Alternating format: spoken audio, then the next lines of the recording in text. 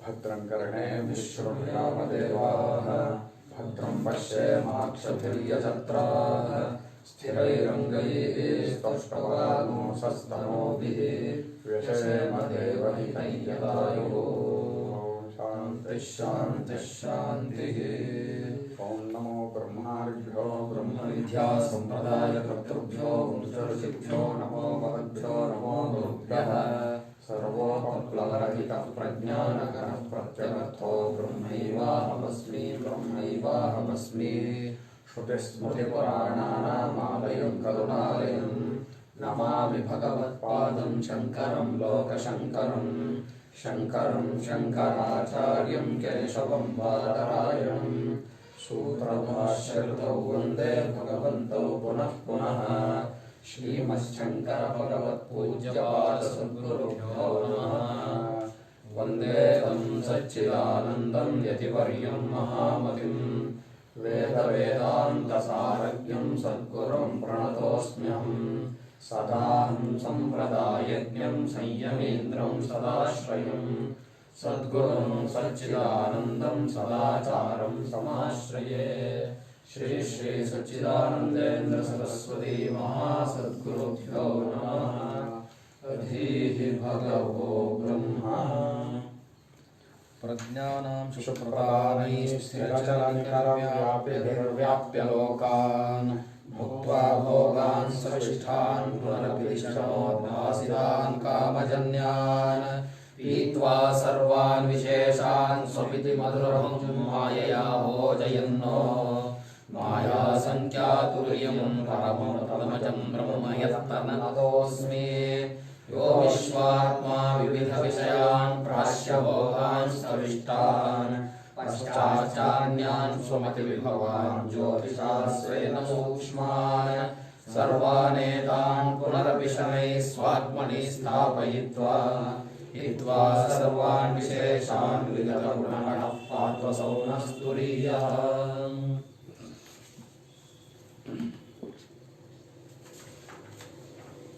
17ನೇ ಶ್ಲೋಕ ಕಾರಿಕೆ ಆಗಿತ್ತು, 55ನೇ ಭಾಷ್ಯ ಆಗಿತ್ತು. ಪೂರ್ವ ಪಕ್ಷಿ ಸ್ವಾಮಿ ಪ್ರಪಂಚದ ನಿವೃತ್ತಿಯಾದರೆ ನೀವು ಹೇಳೋ ದ್ವೈತ ಅನ್ನೋದು ಹೊಂದುತ್ತೆ, ಪ್ರಪಂಚ ನಿವೃತ್ತಿನೇ ಆಗಲಿಲ್ಲ ಅಂದರೆ ಹೋಗಲೇ ಇಲ್ಲ ಅಂದರೆ ಹೇಗೆ ದ್ವೈತ ಅನ್ನೋದು ಹೊಂದುತ್ತೆ ಅನ್ನೋವಾಗ ಆಚಾರ್ಯರು ಇದ್ದರೆ ಅಲ್ವೇನಪ್ಪ ಹೋಗಬೇಕಾಗಿರೋದು, ಯದಿ ಅದೇನಾದ್ರು ಇದ್ದಿದ್ರೆ ಹೋಗ್ತಿತ್ತು, ಹೋಗಬೇಕಾಗಿತ್ತು, ಆದರೆ ಇರೋದು ಹೋಗೋಲ್ಲ ಅನ್ನೋದು ಸತ್ಯ ಅಂತ. ಆದ್ದರಿಂದ ಶಾಸ್ತ್ರವು ಅದ್ವೈತ ಸ್ವರೂಪದಲ್ಲಿ ನೆಲೆ ನಿಂತಾಗ ಪ್ರಪಂಚದ ತೋರಿಕೆ ಇಲ್ಲ ಅಂತ ಹೇಳ್ತಾ ಇರೋದ್ರಿಂದಲೂ, ಮತ್ತು ಸುಷುಪ್ತಿಯಲ್ಲಿ ನಮ್ಮ ಅನುಭವದಲ್ಲೇ ನಮಗೆ ದ್ವೈತದ ತಿಳುವಳಿಕೆ ಇಲ್ಲ ಅಂತ ಆದ್ದರಿಂದಲೂ ದ್ವೈತ ಎಂಬುದು ತೋರ್ತಾ ಇರೋವಾಗಲೂ ಇಲ್ಲ ಅನ್ನೋದೇ ಸತ್ಯವೇ ಹೊರತು, ಯಾಕೆ ದ್ವೈತಕ್ಕೆ ಆಧಾರನಾಗಿರುವ ಕೇವಲ ಚಿನ್ಮಾತ್ರನಾಗಿರುವ ನನ್ನಲ್ಲಿ ದ್ವೈತ ಅಡಗೋದನ್ನು ಕಂಡಿದ್ದೀನಿ. ಸುಷುಪ್ತಿಯಲ್ಲಿ ದ್ವೈತದ ತಿಳುವಳಿಕೆನೇ ಇಲ್ಲ. ಕನಸು ಸತ್ಯ ಎಚ್ಚರ ಅಂತ ನೋಡಿ ಸತ್ಯವಾಗಿ ಅನುಭವಿಸಿದ್ದನ್ನು ಸುಳ್ಳು ಇದಿಷ್ಟು ಇಲ್ಲವೇ ಇಲ್ಲ, ನಾನೊಬ್ಬನೇ ಹೀಗೆಲ್ಲ ತೋರ್ಕೊಂಡೆ ಅನ್ನೋದು ಅನುಭವಿಸ್ತಾ ಇದ್ದೀವಿ ಅಂತ. ಆದ್ದರಿಂದ ದ್ವೈತವು ಎಲ್ಲೆಲ್ಲಿ ತೋರ್ತಾ ಇದ್ರೋ ಅದು ಹಗ್ಗವನ್ನು ಹಾವು ಅಂತ ತಪ್ಪು ತಿಳ್ಕೊಂಡಿರೋ ರೀತಿಯಲ್ಲಿ ನಮ್ಮ ಸ್ವರೂಪವನ್ನೇ ನಾವು ಹಾಗೆ ತಪ್ಪಾಗಿ ತಿಳ್ಕೊತಾ ಇರೋದ್ರಿಂದ ದ್ವೈತ ಅನ್ನೋದು ಇಲ್ಲವೇ ಇಲ್ಲ ಹೋಗಬೇಕಾದಕ್ಕೆ. ಅದರಿಂದ ಅದ್ವೈತವೆಲ್ಲವೂ ಹೋದ ಮೇಲೆ ಅದ್ವೈತ ಅಂತ ನಾವು ಹೇಳ್ತಾ ಇಲ್ಲ, ಅದ್ವೈತ ಒಂದೇ ಇರೋದು. ಆ ಅದ್ವೈತ ಸ್ವರೂಪವನ್ನು ಅದನ್ನು ಅದ್ವೈತ ಸ್ವರೂಪವಾಗಿದೆ ಅಂತ ತಿಳ್ಕೊಳ್ಳದೆ ಅದನ್ನು ಪ್ರಪಂಚವಾಗಿ ನೋಡ್ತಾ ಇದ್ದೀರಿ ನೀವು ಅಂತ. ಆದ್ದರಿಂದ ದ್ವೈತ ಹೋಗಬೇಕಾಗಿಲ್ಲ, ಹೋಗೋದಕ್ಕೆ ಅದು ಇಲ್ಲವೂ ಇಲ್ಲ. ಹಗ್ಗದ ಹಾವನ್ನು ನೋಡೋನು ಸದ್ಯ ಹೋಯ್ತು ಅಂತ ಅಂದ್ಕೋತಾನೆ, ಆದರೆ ಅವನ ಹೃದಯದಲ್ಲಿ ನಿಜವಾಗ್ಲೂ ಇತ್ತು ಹೋಯ್ತು ಅಂತ ಏನು ಹೇಳಲ್ಲ. ಅವನು ಇಲ್ಲದೇ ಇರೋದನ್ನೇ ಇದೇ ಅಂತ ಏನು ಕಲ್ಪಿಸ್ಕೊಂಡಿದ್ದ, ಆ ಕಲ್ಪನೆ ಹೋಯ್ತು, ತಪ್ಪು ತಿಳುವಳಿಕೆ ಹೋಯ್ತು ಅನ್ನೋದನ್ನೇ ಹಾವು ಹೋಯ್ತು ಅಂತ ಇರೋದು ಅಲ್ವೇ. ಹಾಗೆ ನಮ್ಮಲ್ಲಿ ಆ ನಮ್ಮ ಸ್ವರೂಪದ ಬಗ್ಗೆ ಇರುವ ತಪ್ಪು ತಿಳುವಳಿಕೆ ಹೋದಾಗ ನಾವು ಪ್ರಪಂಚ ಹೋಯ್ತು ಅಂತ ಹೇಳ್ತೀವಿ, ಆದರೆ ಪ್ರಪಂಚ ಇರಲೇ ಇಲ್ಲ ಅಂತ ಗೊತ್ತಾಗುತ್ತೆ. ತಪ್ಪು ತಿಳುವಳಿಕೆ ಹೋಗೋದಕ್ಕೆ ನಾವು ಈ ಪ್ರಪಂಚ ಹೋಯ್ತು ಅನ್ನೋದು. ಯಾಕೆ ತಪ್ಪು ತಿಳುವಳಿಕೆಯಿಂದಾಗಲಿ ಪ್ರಪಂಚ ಅನ್ನೋದಾಗಲಿ ಬೇರೆ ಬೇರೆ ಅಲ್ಲವೇ ಇಲ್ಲ. ಅದು ಪ್ರಪಂಚ ಈಸ್ ಈಕ್ವಲ್ ಟು ತಪ್ಪು ತಿಳುವಳಿಕೆ.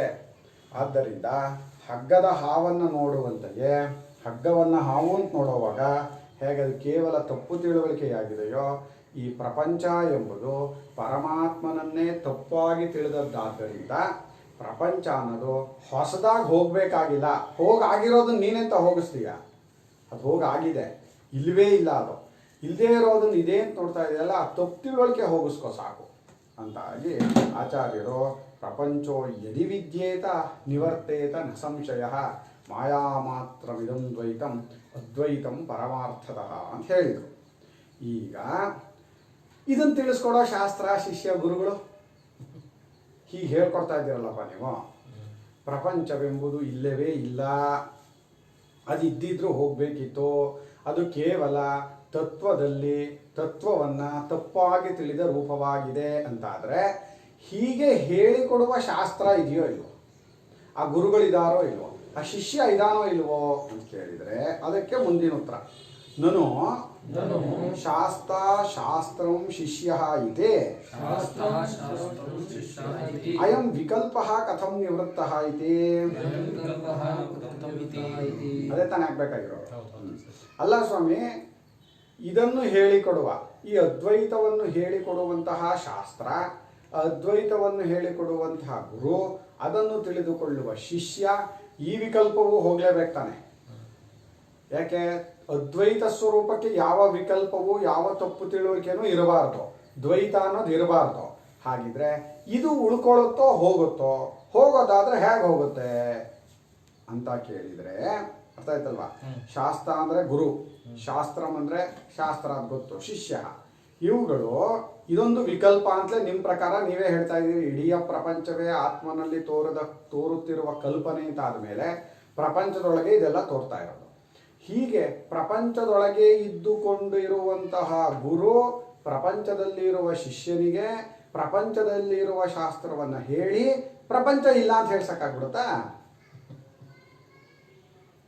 ಅಂದ್ರೆ ಆಗತ್ತೆ, ಆಗಲ್ಲ ಅಂತೇನಿಲ್ಲ. ಶಬ್ದಶಕ್ತಿ ರಚಿಂತ್ಯತ್ವಾತ್ ಅಂತ ಆಚಾರ್ಯರು ಕನಸಿನಲ್ಲಿರುವ ಹುಲಿ ಕನಸಲ್ಲಿರುವ ನಮ್ಮ ಮೇಲೆ ಬಿದ್ದಾಗ ಬಿದ್ದಿದ್ದು ಅನ್ನೋ ಕ್ರಿಯೆನೂ ಕನಸಿನೊಳಗೆ ಇರೋದು, ಆ ಕೂಗಾಟ ಕಿರ್ಚಾಟ ಹುಲಿದು ಅದು ಕನಸಿನೊಳಗೆ ಇರೋದು. ಎಚ್ಚರ ಆಯ್ತೋ ಇಲ್ವೋ? ಹೇಗೆ ಎಚ್ಚರವಾಯ್ತೋ? ಕನಸಿನಲ್ಲಿರುವ ಹುಲಿ ನಮ್ಮನ್ನು ಹೇಗ್ರಿ ಎಚ್ಚರ ಮಾಡುತ್ತೆ ಅಂದ್ರೆ ಆಗಿದೆಯಲ್ಲ ಅನುಭವ. ಹಾಗೆ ದ್ವೈತ ಅನ್ನೋದು ನಾವು ಹೋಗಿಸ್ತಾ ಇಲ್ಲ, ದ್ವೈತವೆಲ್ಲವೂ ಹೋಗಿಬಿಡಬೇಕು ಅನ್ನೋ ಆಸೆನೂ ನಮ್ದಲ್ಲ. ನಾವು ಹೇಳ್ತಾ ಇರೋದೇನು ಅಂದರೆ ದ್ವೈತದ ತಿಳುವಳಿಕೆ ಸತ್ಯವಾ ಅಲ್ಲವಾ ಅಂತ ನೋಡಿ. ನಮ್ಮ ಅನುಭವದಲ್ಲೇ ನಿದ್ರೆಯಲ್ಲಿ ನಾವು ನಾವಾಗಿದ್ವಿ, ತಿಳುವಳಿಕೆಯೂ ಇತ್ತು, ನಾವು ನನಗಿಂತ ಬೇರೆ ಏನೂ ಇರಲಿಲ್ಲ ಅಂತಲೂ ಹೇಳ್ತೀವಿ, ದ್ವೈತದ ತಿಳುವಳಿಕೆ ಇಲ್ಲ ಅಂತಲೂ ಹೇಳ್ತೀವಿ. ಇನ್ನು ಕನಸು ದ್ವೈತ ತೋರಿದ್ರೂ ಕೂಡ ಸುಳ್ಳಾಗಿದ್ದನ್ನು ನೋಡ್ತಾ ಇದ್ದೀವಿ. ಹಾಗೆ ಆ ಅವಸ್ಥೆಗಳು ತೋರುವಾಗ, ಕನಸು ಅಂತ ಈಗ ಯಾವುದೋ ಅಂತೀವಲ್ಲ, ಆ ಅವಸ್ಥೆ ತೋರುವಾಗ ಈ ಅವಸ್ಥೆ ಇಲ್ಲ ಅನ್ನೋದು ನಮಗೇ ಅನುಭವದಲ್ಲಿದೆ ಅಂತ ಆದಮೇಲೆ ಒಂದು ಸಲ ಇದೆ, ಇನ್ನೊಂದು ಸಲ ಇಲ್ಲ ಅನ್ನೋದಕ್ಕೆ ಎಷ್ಟು ಬೆಲೆ ಕೊಡಬೇಕು? ಆದರೆ ಮೂರರಲ್ಲೂ ನಾನೊಬ್ಬನೇ ಇದ್ದೀನಿ, ಮೂರು ರೂಪದಲ್ಲೂ ನಾನೇ ತೋರ್ಕೋತಾ ಇದ್ದೀನಿ ಅಂತ ಹೇಳೋನಿಗೆ ಏನು ಬೆಲೆ ಕೊಡಬೇಕು? ಅವನಿಗೆ ಬೆಲೆನೇ ಕೊಡದೆ ತೋರಿಕೆಗೆ ಬೆಲೆ ಕೊಡೋದಾದರೆ ಇದೇ ಪ್ರಪಂಚ. ಇಲ್ಲಿ ಸಿಗಾಕೊಂಡಿದ್ದೀವಿ. ಯಾರು ಮೂರು ಅವಸ್ಥೆಗಳ ರೂಪದಲ್ಲೂ ತೋರ್ತಾ ಇದ್ದಾನೆ, ಮೂರು ಅವಸ್ಥೆಗಳು ಅನ್ನೋದು ಸುಳ್ಳೇನೆ, ನಾನೊಬ್ಬನೇ ಇದ್ದಿದ್ದು ಅನ್ನೋ ತಿಳುವಳಿಕೆನೂ ಅವನಿಗೆ ಬರ್ತಾ ಇದೆ. ಹೌದು, ಕನಸಿನ ಎಲ್ಲ ರೂಪದಲ್ಲೂ ತೋರ್ಕೊಂಡವ ನಾನೇ, ನನಗಿಂತ ಬೇರೆ ಕನಸಿನಲ್ಲಿ ಯಾರು ಇರಲೇ ಇಲ್ಲ ಅನ್ನೋ ತಿಳುವಳಿಕೆನೂ ಆಗ್ತಾ ಇದೆ. ಅಷ್ಟು ವಿಶಾಲವಾದ ಪ್ರಪಂಚ ರೂಪದಲ್ಲಿ ತೋರಿಕೊಂಡವನು ಯಾರು? ಹಾಗಿದ್ರೆ ಅವನ ಸ್ವರೂಪ ಏನು? ಯಾರು ನಿದ್ರಾದಿಗಳಲ್ಲಿ ಕನಸು ಎಚ್ಚರ ಅನ್ನೋ ಯಾವ ದ್ವೈತವೂ ಇಲ್ಲದೆ ಇದ್ರೂ ತಾನೇ ತಾನಾಗಿ ಯಾವ ಬೇಜಾರಿಲ್ಲದೆ, ನಿಜವಾಗ್ಲೂ ಇದು ಇದ್ದಿದ್ದು ಹೋಗಿದ್ರೆ ಬೇಜಾರಾಗ್ತಿತ್ತು. ಯಾವ್ದನ್ನಾರು ಇದ್ದದ್ದನ್ನು ಕಳ್ಕೊಂಡ ತಾನೇ ಬೇಜಾರಾಗೋದು. ಬಂಜೆ ತಾಯಿ ಮಗುನೇ ಇಲ್ಲ, ಅವಳು ನನ್ನ ಮಗ ಹೋದ್ಲು ಅಂತ ಹೇಳ್ತಾಳ, ಅವಳಿಗೆ ಗೊತ್ತು ಅಂತ. ಈಗ ಸುಷುಪ್ತಿಯಲ್ಲಿ ನಾವು ಈ ಪ್ರಪಂಚ ನಿಜವಾಗ್ಲೂ ಇದ್ದಿದ್ದಿದ್ರೆ ಇದ್ರ ಬಗ್ಗೆ ಹೇಳಬೇಕಿತ್ತು. ಯಾಕೆ ಮತ್ತೆ ಅದ್ರ ಬಗ್ಗೆ ಯೋಚನೆನೂ ಮಾಡಲ್ವಲ್ಲ ಯಾಕೆ ಅಂತ. ಆದ್ದರಿಂದ ಪ್ರಪಂಚದ ಸತ್ಯತ್ವ ಎಷ್ಟು ಅಂತ ನೀನು ಅನುಭವದಲ್ಲಿ ಗುರುತಿಸು ಅಂತ ಹೇಳ್ತಾ ಇದ್ದೀವಿ ಹೊರತು ಪ್ರಪಂಚ ಹೋಗಿಸ್ಬೇಕು ಅನ್ನೋದು ಶಾಸ್ತ್ರದ ಆಸೆ ಅಲ್ಲ. ತುಂಬ ಚೆನ್ನಾಗಿ ತಿಳ್ಕೊಬೇಕಿದ್ನ. ಶಾಸ್ತ್ರಕ್ಕೆ ತುಂಬ ಜನ ನಮ್ಮ ಮೇಲೆ ಗೂಬೆ ಕೂರಿಸ್ತಾರೆ ಪಾಪ. ಅದಕ್ಕೆ ಅಂತಲೇ ಒಂದಷ್ಟು ಜನ ಹುಟ್ಟಿದ್ದಾರೆ ಈ ಪ್ರಪಂಚದಲ್ಲಿ. ಶಂಕರಾಚಾರ್ಯರ ಮೇಲೆ ಗೂಬೆ ಕೂರಿಸುವಂಥ ಒಂದಷ್ಟು ಜನ ಅವರುಗಳು ಶಂಕರಾಚಾರ್ಯರಿಗೆ ಪ್ರಪಂಚ ಹೋಗಿಸ್ಬೇಕು ಅನ್ನೋ ಆಸೆ ಅಂತಾರೆ. ಏನು ಆಸೆನ ಪಡ್ತಾ ಇದ್ದಾರೆ? ಇರೋ ವಿಷಯವನ್ನು ಗುರುತಿಸು, ಯಾವುದರಿಂದ ನಿನಗೆ ನಿತ್ಯ ಶಾಂತಿ ದೊರಕುತ್ತೆ ಅದನ್ನು ನೋಡು, ಯಾವಾಗ ನೀನು ಅತ್ಯಂತ ಸಮಾಧಾನ ಸ್ಥಿತಿಲಿದ್ದೆ, ಆನಂದವಾಗಿದ್ದೆ ಅನ್ನೋದನ್ನು ಹೇಳು ನೋಡೋಣ. ಯಾವಾಗಿದ್ದೆ? ಯಾವಾಗ ಪ್ರಪಂಚದ ಕಲ್ಪನೆನೇ ಇರಲಿಲ್ವೋ ಆವಾಗಿದ್ದೆ, ಆನಂದವಾಗಿದ್ದೀನಿ, ಸಂತೋಷವಾಗಿದ್ದೆ ಅಂತ ಹೇಳ್ತೀಯ ನೀನೇನೆ. ಕನಸನ್ನು ನೋಡುವಾಗ ಎಷ್ಟು ದುಃಖಪಟ್ಟಿದ್ದರೂ ಕನಸು ಅಂತ ಗೊತ್ತಾದ ಕ್ಷಣದಲ್ಲೇ ಅದರ ಬಗ್ಗೆ ಆನಂದವೇ ಆಗತ್ತೆ ಅಂತ. ಆದರೆ ದ್ವೈತದ ತಿಳುವಳಿಕೆ ಅನ್ನೋದು ಎಲ್ಲೆಲ್ಲ ಆಗ್ತಾ ಇದೆ ಅಲ್ಲಿ ನಿಂಗೆ ದುಃಖ ಆಗ್ತಾ ಇದೆಯೇ ಹೊರತು ದ್ವೈತ ಅನ್ನೋದು ನಿಜ ನಮ್ಮ ಸ್ವರೂಪಕ್ಕೆ ಸೇರಿಲ್ಲ. ಈಗಲೇ ಪ್ರಪಂಚ ಅಂತ ಇದೆಯಾ ನೀನು, ಇದೆಲ್ಲ ಸತ್ಯ ಅಂತ ಇದೆಯಾ. ಆದರೆ ಇಡೀ ಎಚ್ಚರ ಅನ್ನೋದನ್ನ ಹಿಗ್ಗಿಸ್ಕೊಂಡು ನೋಡಕ್ಕೆ ಹೋದರೆ, ಇಡೀ ಎಚ್ಚರ ಅನ್ನೋದು ಎಲ್ಲಿವರೆಗೆ ಹಿಗ್ಗಿಸ್ಕೊಂಡು ಹೋಗ್ಬೋದು ಅಂದರೆ ಆಕಾಶದವರೆಗೂ ಹಿಗ್ಗಿಸ್ಕೊಂಡು ಹೋಗ್ಬೋದು. ಇವತ್ತು ಆ ಆಕಾಶದೊಳಗೇನೆ, ಸ್ಪೇಸ್ ಒಳಗೇನೆ ಎಲ್ಲ ಗ್ಯಾಲಾಕ್ಸಿಗಳು, ಎಲ್ಲ ಬ್ರಹ್ಮಾಂಡಗಳು, ಯೂನಿವರ್ಸು, ಮಲ್ಟಿವರ್ಸು ಎಲ್ಲ ಬಿದ್ದು ಹೋಯ್ತು. ಇಷ್ಟು ದೊಡ್ಡದಾದರೂ ನನ್ನ ಎಚ್ಚರವೇ ತಾನೇ ಅದು. ಹಾಗೆ ಹಿಗ್ಗಿಸಿಕೊಂಡು ಹೋಗುವಾಗ ನಿನಗೆ ದ್ವೈತದ ತಿಳುವಳಿಕೆ ಹೇಗೆ ಉಂಟಾಗ್ತಾ ಇದೆ? ಅಲ್ಲಿ ಆಗ್ತಾ ಇದೆಯಾ? ಇದು ಒಂದೊಂದು ದೇಹಾದಿಗಳು, ಒಂದೊಂದು ನಾಮರೂಪಗಳು ಸಪ್ರೇಟಾಗಿ ಕಾಣಿಸ್ತಾ ಇದೆಯಾ ನಿನಗೆ? ನೀನು ಹಿಗ್ಗಿಸ್ಕೊಂಡು ನೋಡಿದ್ರು, ನಿನ್ನ ಹಿಗ್ಗಿಸ್ಕೊಂಡು ಹೋದ್ರೆ ಇರೋದನ್ನ ನೀನು ಏನಾಗಿದೆಯೋ ಸಂಪೂರ್ಣವಾಗಿ ಅದನ್ನು ಸಂಪೂರ್ಣವಾಗಿ ಹಾಗೇ ನೋಡೋಕ್ಕೆ ಹೋದರೆ ಆಗಲೂ ದ್ವೈತ ನಿನಗೆ ಕಾಣಿಸ್ತಾ ಇಲ್ಲ. ಆಕಾಶವಾಗಿ ನೀನು ನಿಂತರೆ ಎಲ್ಲಿ ದ್ವೈತ ಕಾಣಿಸ್ತಾ ಇದೆ? ಇಡೀ ಎಚ್ಚರವು ನಾನಾಗಿದ್ದೇನೆ ಅನ್ನೋ ಕಲ್ಪನೆ ಬಂದರೆ ಅದರಲ್ಲಿ ಯಾವ ನಾಮರೂಪ ತೋರ್ತಾ ಇದೆ ನಿನಗೆ? ಅಲ್ಲೇ ತೋರ್ತಾ ಇಲ್ಲ. ಇನ್ನು ಕೆಲವು ಅವಸ್ಥೆಗಳನ್ನು ಇದೇ ಸುಳ್ಳು ಅಂತ ನೀನೇ ಮಾಡ್ತಾ ಇದೀಯಾ. ಇನ್ನೊಂದರಲ್ಲಿ ಕಾಣಲೇ ಇಲ್ಲ, ನಾನಾಗಿದ್ದೆ, ಆನಂದವನ್ನು ಅನುಭವಿಸ್ತೆ ಅಂತಲೂ ಹೇಳ್ತೀಯ ಅಂತ. ಆದ್ದರಿಂದ ದ್ವೈತದ ತಿಳುವಳಿಕೆ ಸುಳ್ಳು ಅಂತಲೂ ಆಯಿತು, ದ್ವೈತ ಅನ್ನೋದು ನಮ್ಮ ಸ್ವರೂಪಕ್ಕೆ ಸೇರಿಲ್ಲ ಅಂತಲೂ ಆಯಿತು, ದ್ವೈತದ ತಿಳುವಳಿಕೆ ಇರೋವರೆಗೂ ದುಃಖ ಹೋಗಲ್ಲ ಅಂತಲೂ ಆಯಿತು. ಆದ್ದರಿಂದ ನಮ್ಮ ಆಸೆ ಅಲ್ಲ ಅದು ಶಾಸ್ತ್ರಕಾರರದ್ದು, ಹೋಗಿಸ್ಬೇಕು ಅಂತಲ್ಲ, ಹೋಗಿಸ್ಬೇಕಾಗಿರೋ ತಳ್ಳಬೇಕಿತ್ತು ಏನಾದರೂ ಮಾಡಿ, ತಳ್ಳಕ್ಕಾಗೋದು ಇಲ್ಲ ಅಂತ. ಆದ್ದರಿಂದ ಈ ವಿಕಲ್ಪಗಳು, ವಿಕಲ್ಪ ಅನ್ನೋ ಶಬ್ದ ಅದು ಇಲ್ಲದಿರುವುದು ಅಂತಲೇ ಅರ್ಥ. ಇಲ್ಲದೇ ಇರೋದನ್ನು ಇದೆ ಅಂತ ತಿಳ್ಕೊಳ್ಳೋದಕ್ಕೆ ವಿಕಲ್ಪ, ಮಿಥ್ಯಾಜ್ಞಾನ ಅಂತ ಹೆಸರು. ಅದರಿಂದ ಅವನೇ ಕೇಳ್ತಾ ಇದ್ದಾನೆ, ಈ ವಿಕಲ್ಪ ನಿಮ್ಮ ಪ್ರಕಾರ ಅಂತ, ನೀವು ಶಾಸ್ತ್ರ, ಗುರುಗಳು, ಶಿಷ್ಯ, ಶಾಸ್ತ್ರ, ಇದು ಒಂದು ವಿಕಲ್ಪವೇ ತಾನೆ, ಇದಾದರೂ ಹೇಗೆ ಹೋಗುತ್ತೆ ಅಂತ ಕೇಳಿದರೆ ವಿಕಲ್ಪ, ಅದಕ್ಕೂ ಅದೇ ಉತ್ತರ ಏನು ಅಂದರೆ ವಿಕಲ್ಪೋ ವಿನಿವರ್ತೇತ, ವಿಕಲ್ಪೋ ವಿನಿವರ್ತೇತ, ಕಲ್ಪಿತೋ ಯದಿ ಕೇನಚಿತ್, ಕಲ್ಪಿತೋ ಯದಿ ಕೇನಚಿತ್, ಉಪದೇಶಾದಯಂ ವಾದಃ, ಉಪದೇಶಾದಯಂ ವಾದಃ, ಜ್ಞಾತೆ ದ್ವೈತಂ ನ ವಿದ್ಯತೆ, ಜ್ಞಾತೆ ದ್ವೈತಂ ನ ವಿದ್ಯತೆ. ವಿಕಲ್ಪಃ ವಿನಿವರ್ತೇತ ಕಲ್ಪಿತಃ ಯದಿ ಕೇನಚಿತ್ ಕೇನಚಿತ್ ಉಪದೇಶಾತ್ ಅಯಂ ಅಯಂ ವಾದಃ ಗುಡ್ ಜ್ಞಾತೆ ದ್ವೈತಂ ನ ವಿದ್ಯತೆ. ಅಲ್ಲಪ್ಪ, ಯದಿ ಒಂದು ವೇಳೆ ಯಾರಿಂದಲಾದರೂ ಈ ವಿಕಲ್ಪಗಳು ನಿಜವಾಗಿದೆ ಅಂತ ಕಲ್ಪಿಸಿದ್ದಿದ್ರೆ ಆವಾಗ ಅದು ಹೋಗಬೇಕಿತ್ತು. ಶಾಸ್ತ್ರವು ಕೂಡ ನೀನು ಶಿಷ್ಯನೇ ಅಂತ ಹೇಳಕ್ಕೆ ಬಂದಿಲ್ಲ, ಇವನು ಗುರುವೇ ಅಂತ ಹೇಳಕ್ಕೆ ಬಂದಿಲ್ಲ, ನಾನೇ ಶಾಸ್ತ್ರ ಅಂತಲೂ ಹೇಳಕ್ಕೆ ಬಂದಿಲ್ಲ. ಶಾಸ್ತ್ರವು ಕೂಡ ಈ ವೇದಾಂತ ಶಾಸ್ತ್ರವೇ ಅದೇ ವೇದಾಂತದಲ್ಲೇ ಈ ತತ್ವವನ್ನು ತಿಳ್ಕೊಂಡಾಗ ಅಥವಾ ನಿದ್ರಾದಿಗಳಲ್ಲಿಯೂ ಕೂಡ ವೇದವು ವೇದವಾಗಿರೋದಿಲ್ಲ ಅಂತ ಹೇಳ್ತಾ ಇದೆ. ಅಂದರೆ ಶಾಸ್ತ್ರಕ್ಕೆ ನೀನು ತತ್ವ ತಿಳ್ಕೊಳಪ್ಪ, ನಾನು ಮಾತ್ರ ಸಪ್ರೇಟಾಗೆ ಉಳ್ಕೋತೀನಿ ಅನ್ನೋದೇನಿಲ್ಲ. ಅದಕ್ಕೆ ಶಾಸ್ತ್ರ ಈ ಪ್ರಪಂಚವೆಲ್ಲವೂ ಪರಮಾತ್ಮನಲ್ಲಿ ತೋರುತ್ತಿರುವ ಕಲ್ಪನೆ ಅಂತ ಹೇಳುವಾಗ ತನ್ನನ್ನು ಪ್ರಪಂಚದೊಳಗೆ ಸೇರಿಸ್ಕೊಂಡಿದೆ ಅದು ನಾನು ಬೇರೆ ಪ್ರಪಂಚಕ್ಕಿಂತ ನೀನು ಮಾತ್ರ ಸುಳ್ಳು ಅಂತ ಅದೇನು ಹೇಳ್ತಾ ಇಲ್ಲ. ಇಡೀ ಪ್ರಪಂಚವೇ ಸುಳ್ಳು. ಪ್ರಪಂಚ ಅಂದ್ರೇನು? ತೋರಿಕೆ. ಏನೇನು ತೋರ್ತಾ ಇದೆಯೋ, ಏನೇನು ನಾನು ನನಗಿಂತ ಬೇರೆ ಅನ್ನೋ ಬುದ್ಧಿ ಎಲ್ಲೆಲ್ಲಿ ಬರ್ತಾ ಇದೆಯೋ ಅಷ್ಟೂ ಪ್ರಪಂಚವೇ, ಅಷ್ಟೂ ಸುಳ್ಳು ಅಂತಲೇ ಹೇಳ್ತಾ ಇದೆಯಾ ಹೊರತು ಗುರುಗಳು ಅನ್ನೋರು ನಿಜವೇ, ಶಿಷ್ಯ ಅನ್ನೋನು ನಿಜಾನೇ, ಶಾಸ್ತ್ರ ಅನ್ನೋದು ನಿಜವೇ, ಹೀಗೆಲ್ಲಾದರೂ ಹೇಳ್ಕೊಟ್ಟಿದ್ಯೋ? ಹೇಳ್ಕೊಟ್ಟಿಲ್ಲ. ಹಾಗೇನಾದರೂ ವಿಕಲ್ಪವು ಯಾರಿಂದಲಾದರೂ ಕಲ್ಪಿತವಾಗಿದ್ದಿದ್ರೆ ಮತ್ತೆ ಗುರುಗಳು ಯಾರು ಇಲ್ಲವಾಗಿದ್ರೆ ಅಂದರೆ ತತ್ವವನ್ನು ತಿಳಿದುಕೊಳ್ಳುವವರೆಗೂ ಅದೂ ಒಂದು ನಮ್ಮ ನಾವು ಈಗ ನಮ್ಮ ಸ್ವರೂಪದಲ್ಲಿ ಇಡೀ ಪ್ರಪಂಚವನ್ನೇ ಹಾಕ್ಕೊಂಡಿದ್ದೀವಿ ಇಲ್ಲದೆ ಇರೋದನ್ನು. ಅದರಲ್ಲಿ ಶಿಷ್ಯ ಗುಣವನ್ನು ಹಾಕೋ ಅಂತ ಹೇಳೋದು, ಅದಕ್ಕೊಬ್ಬ ಗುರುಗಳನ್ನು ಹುಡುಕೋ ಅಂತ ಹೇಳೋದು ಈ ತತ್ವವನ್ನು ತಿಳ್ಕೊಳ್ಳೋದಕ್ಕೆ ಹೊರತು. ತತ್ವವನ್ನು ತಿಳ್ಕೊಂಡ್ಮೇಲೆ ಅದು ಸುಳ್ಳೆ. ಇಡೀ ಪ್ರಪಂಚ ಸುಳ್ಳಾದಾಗ ಗುರುಗಳು ಶಿಷ್ಯ ಶಾಸ್ತ್ರ ಸುಳ್ಳಾಗುತ್ತೆ. ಏನು ಅದರಲ್ಲೇನು? ಈ ದೇಹವೇ ಸುಳ್ಳಾಗುತ್ತೆ. ಈ ದೇಹವನ್ನು ನೀನು ಗುರು ಅಂದ್ಕೊಂಡ್ರು ಸುಳ್ಳೇನೆ, ಶಿಷ್ಯ ಅಂದ್ಕೊಂಡ್ರು ಸುಳ್ಳೇನೆ. ದೇಹಾದಿಗಳು ಇಲ್ಲದೆ ಇದ್ಮೇಲೆ ನಿದ್ರೆಯಲ್ಲೇ ಇರಲಿಲ್ಲ. ನಿದ್ರೆಯಲ್ಲೇ ನಮಗೆ ನಮ್ಮ ಸ್ವರೂಪದ ವಿಷಯದಲ್ಲಿ ನಾನು ಗಂಡು ಅಂತಿರಲಿಲ್ಲ, ನಾನು ಹೆಣ್ಣು ಅಂತಿರಲಿಲ್ಲ, ನಾನು ಶಿಷ್ಯ ಅಂತಿರಲಿಲ್ಲ, ನಾನು ಗುರು ಅಂತಿರಲಿಲ್ಲ. ಅನುಭವಿಸಿಲ್ವ ನೀನು? ಆದರೂ ನೀನಿಲ್ಲ ಅಂತ ಅರ್ಥನ?